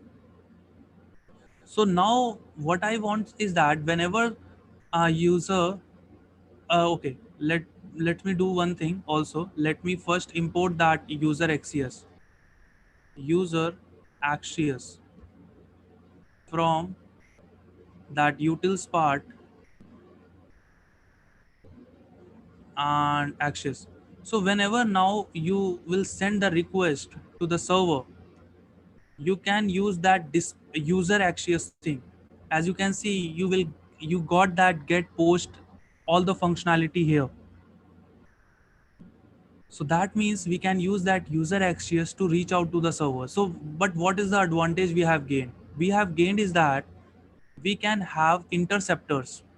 Now what are interceptors are? Interceptors are the functions, you can assume that that will be called whenever the before the user has been sent or before the response has been got. So before I want to send any request, what I will say, here I will pass a function, and here I will get that request thing. From here I need to return something. So what I said that okay, whenever I am triggering some request with this user Axios, what I will do, I will attach something in the header. Authorization means I will attach that token into that, and where from where I will get that token, obviously from the local storage. So let's have that local storage dot get item token. So what will happen whenever you request from this user Axios, the this code will automatically called, and what will happen, the header will be appended to that. So with that, you won't have to you don't have to do this manually for every request. So whenever you use that user Axios, this will happen via own. Okay, so let's get to the user Axios, and I'm saying that okay, I want to fetch that thing. Okay, one more thing you can do with that user Axios, you can pass the base URL that you are hitting. You can pass the base URL. And what is the base URL of mine? It's localhost 5000 slash API. I think we are giving that slash API. Yep.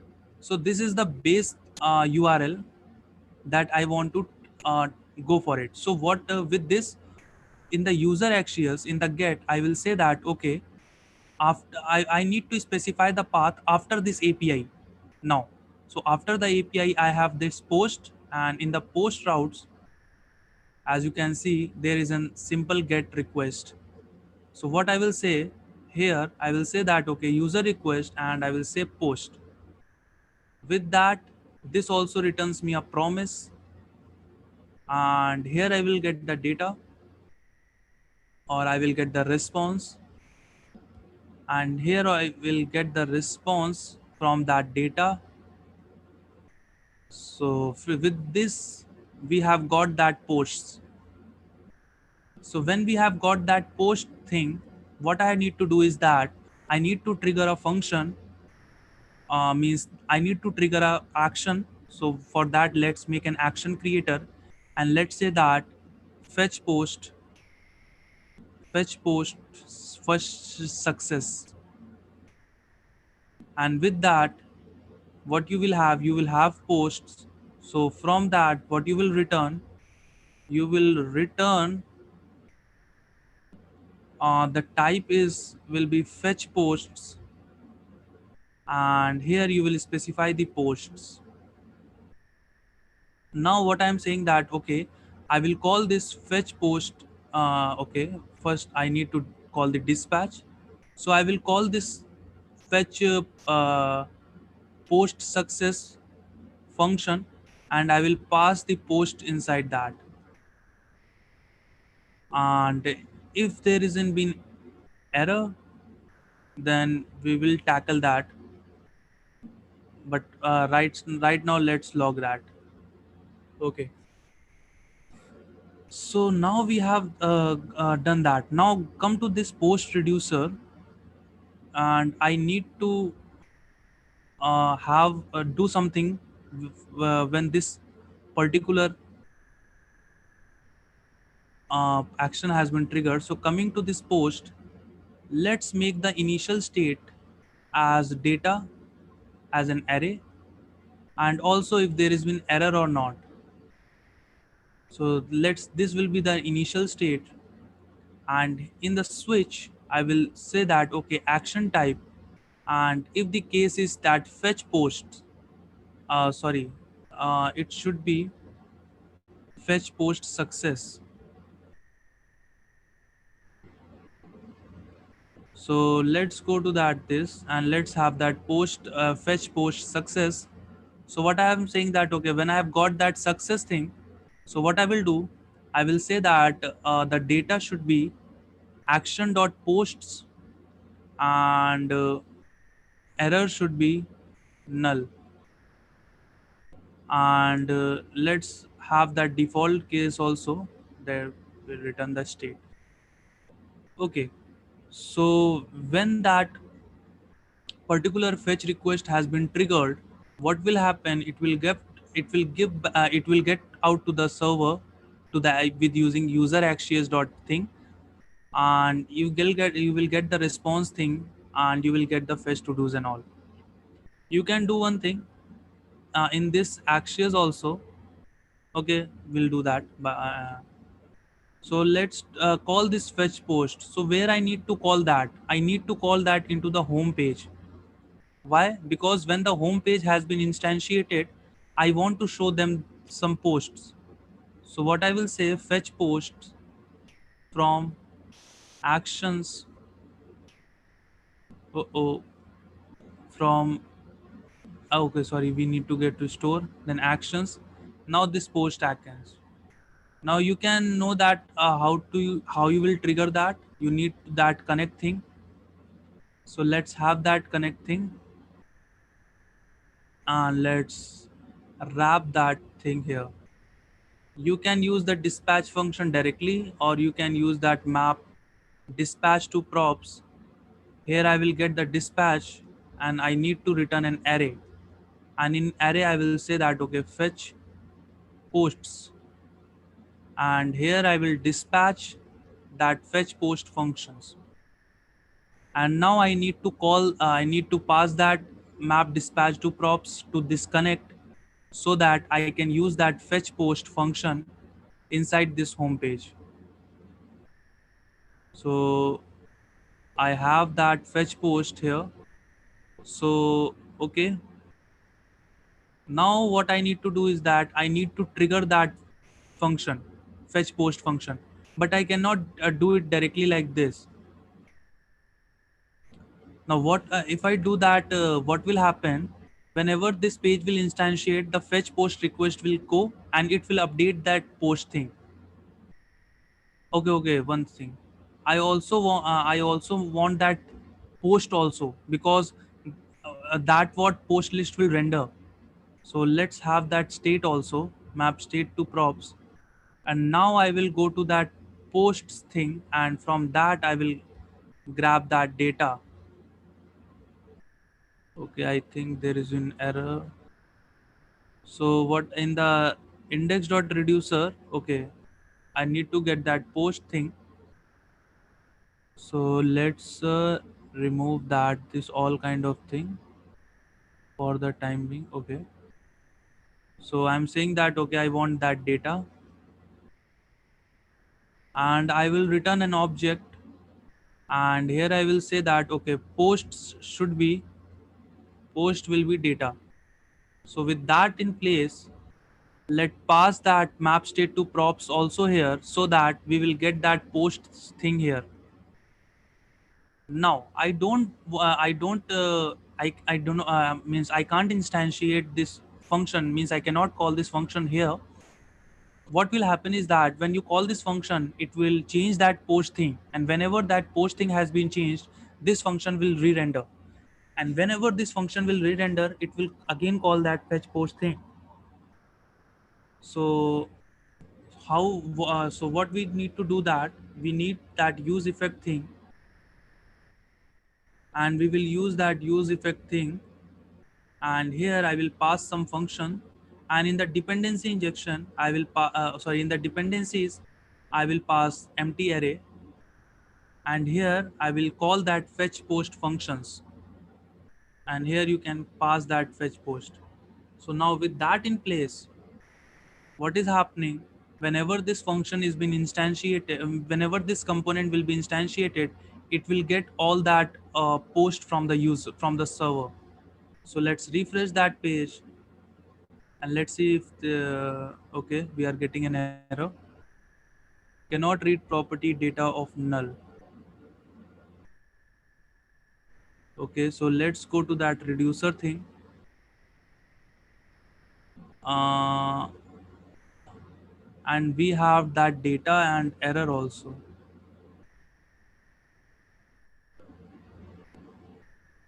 Okay,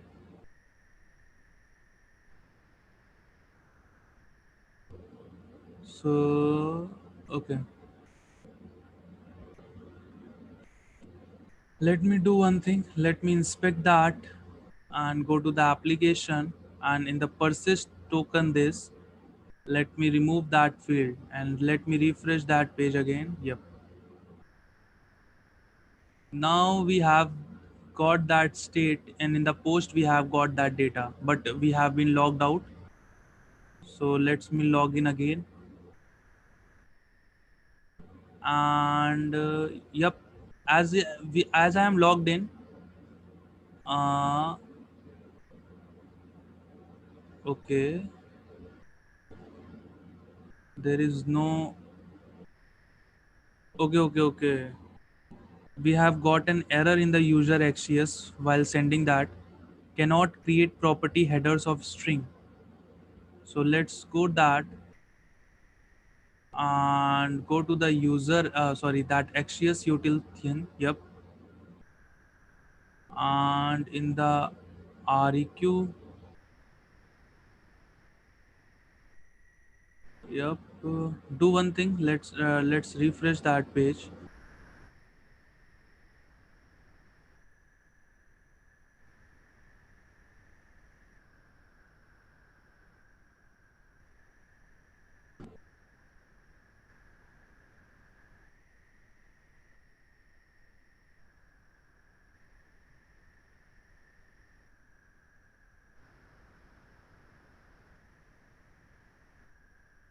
Okay, let's see what fetch post is doing.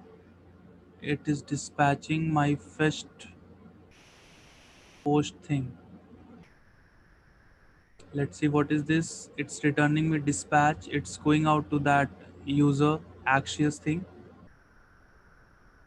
to the slash port, and getting back the response.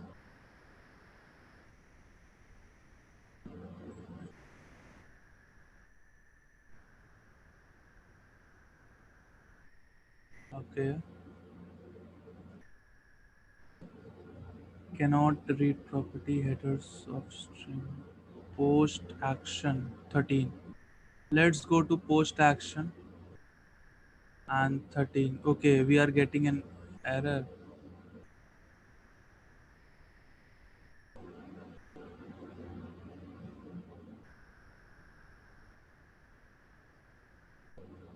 Okay, let's do one thing. Dir, and if I remove this for the time being, we have got that unauthorized error. Yep. So so we need to pass that token.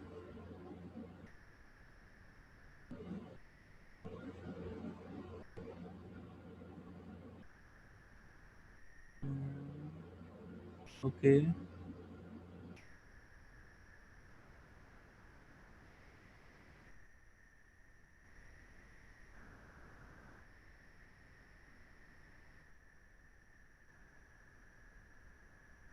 let's see what is happening on the server.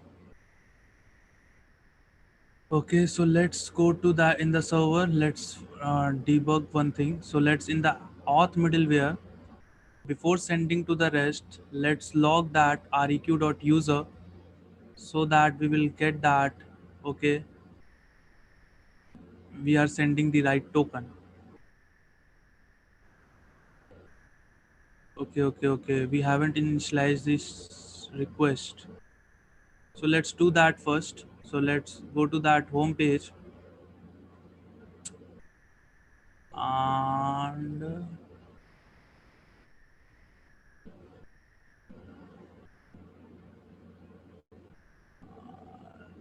let's have delete this, but then it will go into that unrealistic maximum timeout thing. Okay, there is some error, I think. We are in the slash page. Let's go here, and the home page is there, and we have that effect thing. So let's do one thing. Let's restart that server once more.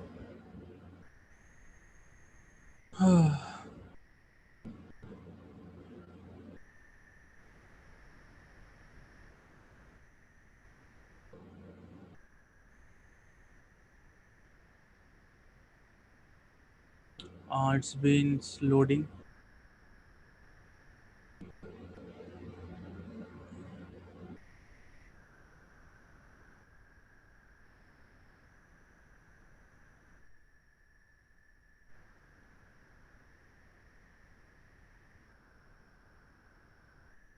Okay, so let's do one thing. Come here and log here, header, something like that.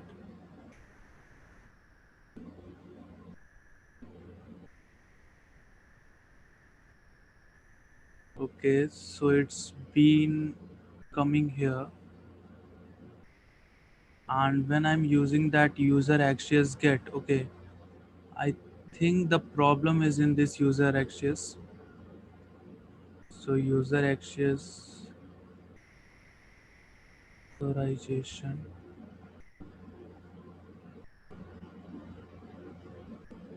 Okay, let's see that access headers, or we can say access interceptors.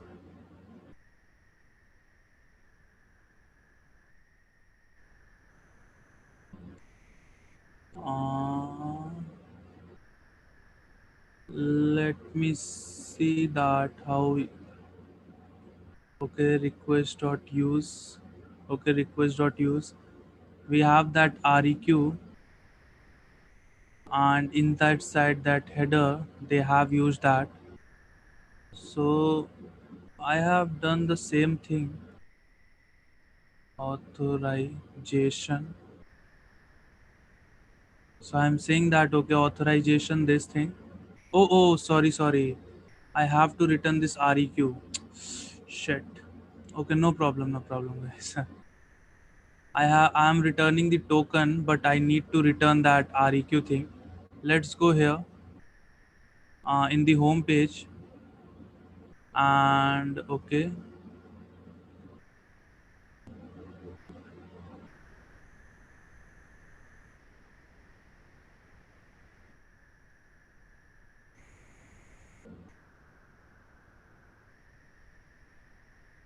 the post API has been calling out. Let's do one thing. Let's refresh that.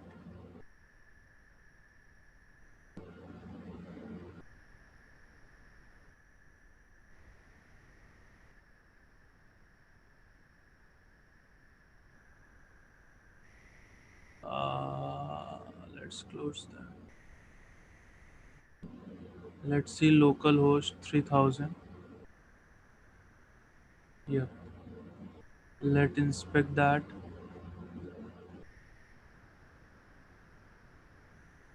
Okay. There is an again some issue. The post API has been dispatching again and again. Okay, let's do one thing. Let's stop that dispatch thing first.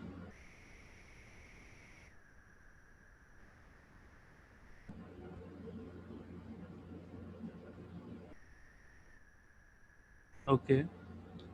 Now what I am saying here, go to that home page and call this fetch post function.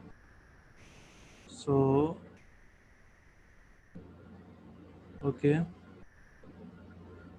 it's working fine now. So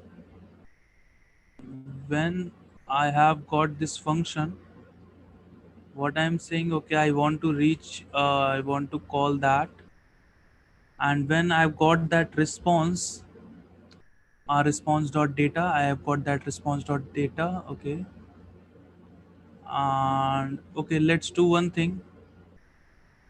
Let's console that what we have got here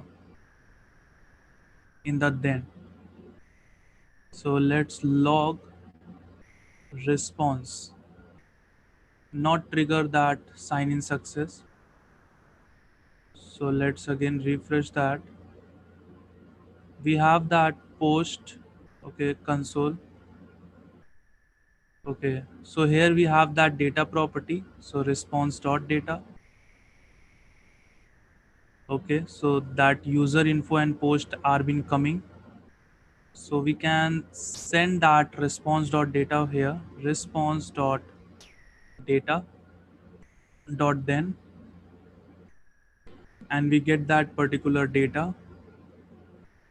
And from here Okay, we have got that whole thing. Okay, not only the post. So we have, you can see we are getting user info as well as post also. We are getting both the two things. So what I will do in the post reducer only, uh, okay, we need that user info name, username, thumbnail. Okay,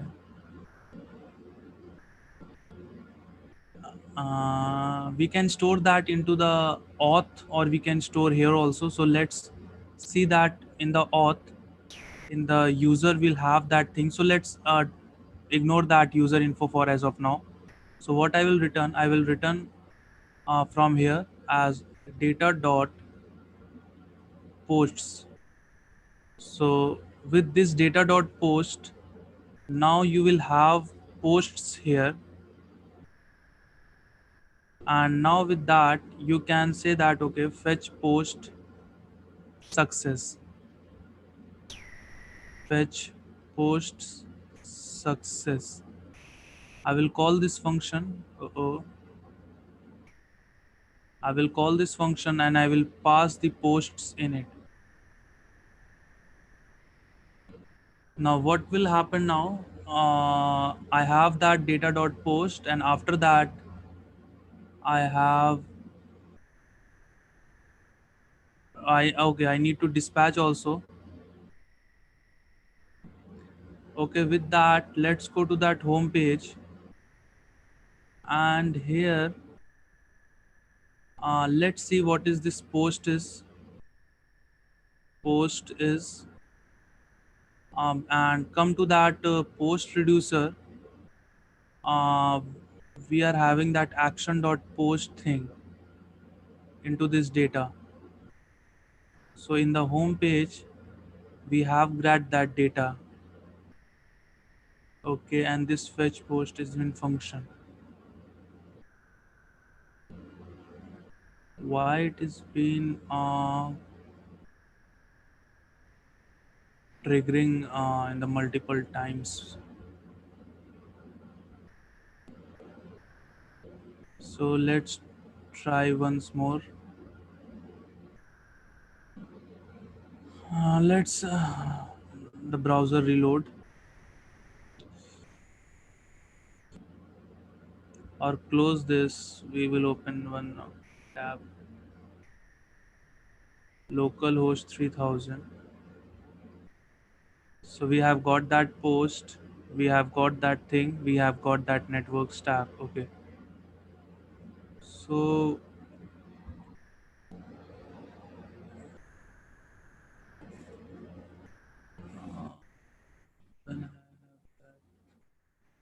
okay.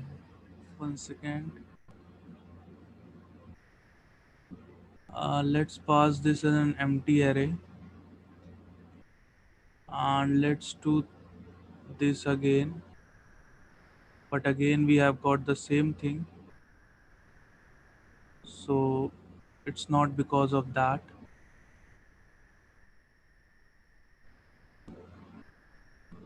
Localhost 3000. Let's see that debug from the starting. What is happening means when that this application stage has render, what will happen when this home page will come into existence means right now it has came into existence. When it is calling this fetch post function, uh, which so this function will instantiate, this fetch post will instantiate, and from where we have got this, we have got this from map dispatch to props. And I have said that okay, fetch post, let's rename as fetch only, so that we'll get that fetch only here, and we'll say that okay, fetch. Now what will happen when I will call this fetch function? When I will call this fetch function, this fetch post function will call. So when this fetch post function will call, fetch post function will call, it will try to go out to the server and fetch the post, and after that it will dispatch this fetched post success. So what will happen, this particular thing will go out to the reducer. Now when this thing will go out to the reducer, fetch post success, I think data has been passed. Yep, fetch post success. So it will return error as null, and it will say that okay, data are action dot posts, because we are passing here this posts means action dot post. So it will say that now the data has been changed. So wherever this data has been used, means it is being used here, you can see. So wherever you can see we have used that data, so wherever this data has been used, that component will re-render. Oh, sorry, I have used that. Oh, okay guys, now it will work. Oh, fine. Because I have called that function outside of that use effect. That's why. So now when I refresh that, you can see only one post API has been called, and in the data you can see now we have got that posts thing. We have got that post thing. We have got that image URL. We have that we have got that likes. We have that all comments. So all being stored into our Redux state, Redux store. So now what we will do, we will uh, extract this all information and display here. So now you can see that our state has been means what? 1 second. So there is in console in the home page at the 15th line. So let me remove that. Yep. So till now, what we have achieved, we have done that the authentication system part, and what we have done that we have made that started meeting that home page, and in this home page, we have fetched this. We have that you what we can say thumbnail, and we have that logout functionality, and also we have fetched the post from the server. Now what we will do, we will provide the functionality of creating the post, deleting post, editing post, and all to the users, and also showing that post to the user. So this will be the next functionality that we are providing to the user, and we will going to look at. So this is all for the this today's purpose. So what we have learned today, we have learned the Redux. We have extracted all our component state and placed into that Redux. Then we have seen that how to use that middleware thunk and logger thing. Then we have seen that how to have that persistent thing. Persist thing means when you if I refresh that page, means if I refreshing that page, all our Redux store has been getting lost. So to encounter that, means to deal with that, what we have done, we have used a library known as Redux persist. So that is used for the persistence. After that, what we have used that compose devtools thing, so that to have a tool this like, where we can have that actions, we have that state and all these things. So we have done that. After that, we have converted that whole authentication system into this particular thing. So we will also okay, we can also remove this thing, because as you know, we in the Axios, I have made a default Axios, and in the default Axios I can pass the base URL this only. Now what will happen in the auth action, what you can do is that you can import that default Axios from Axios thing. So utils Axios. So now you can replace this whole thing with this default Axios dot post. And what I need to post, where I need to post, I need to post on auth sign in, and what is the data I need to give, what is being provided to me. So with that in place, this will work fine. So let's do that here, same thing. So let's remove that with the default Axios thing, and I will again post that, and I will say that okay, now I want to go to auth that sign up, and here I will provide the data. So with that, uh, we have made that our authentication system, and we have placed all the code in the redux state, means in the actions and in the reducer thing.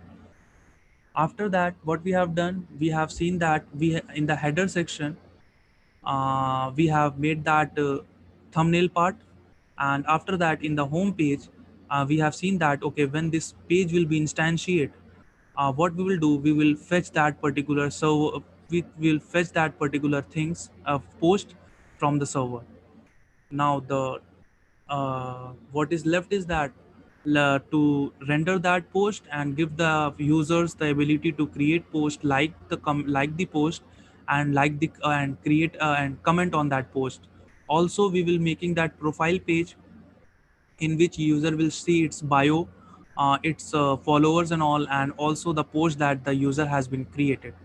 And after that our Instagram will be completed. So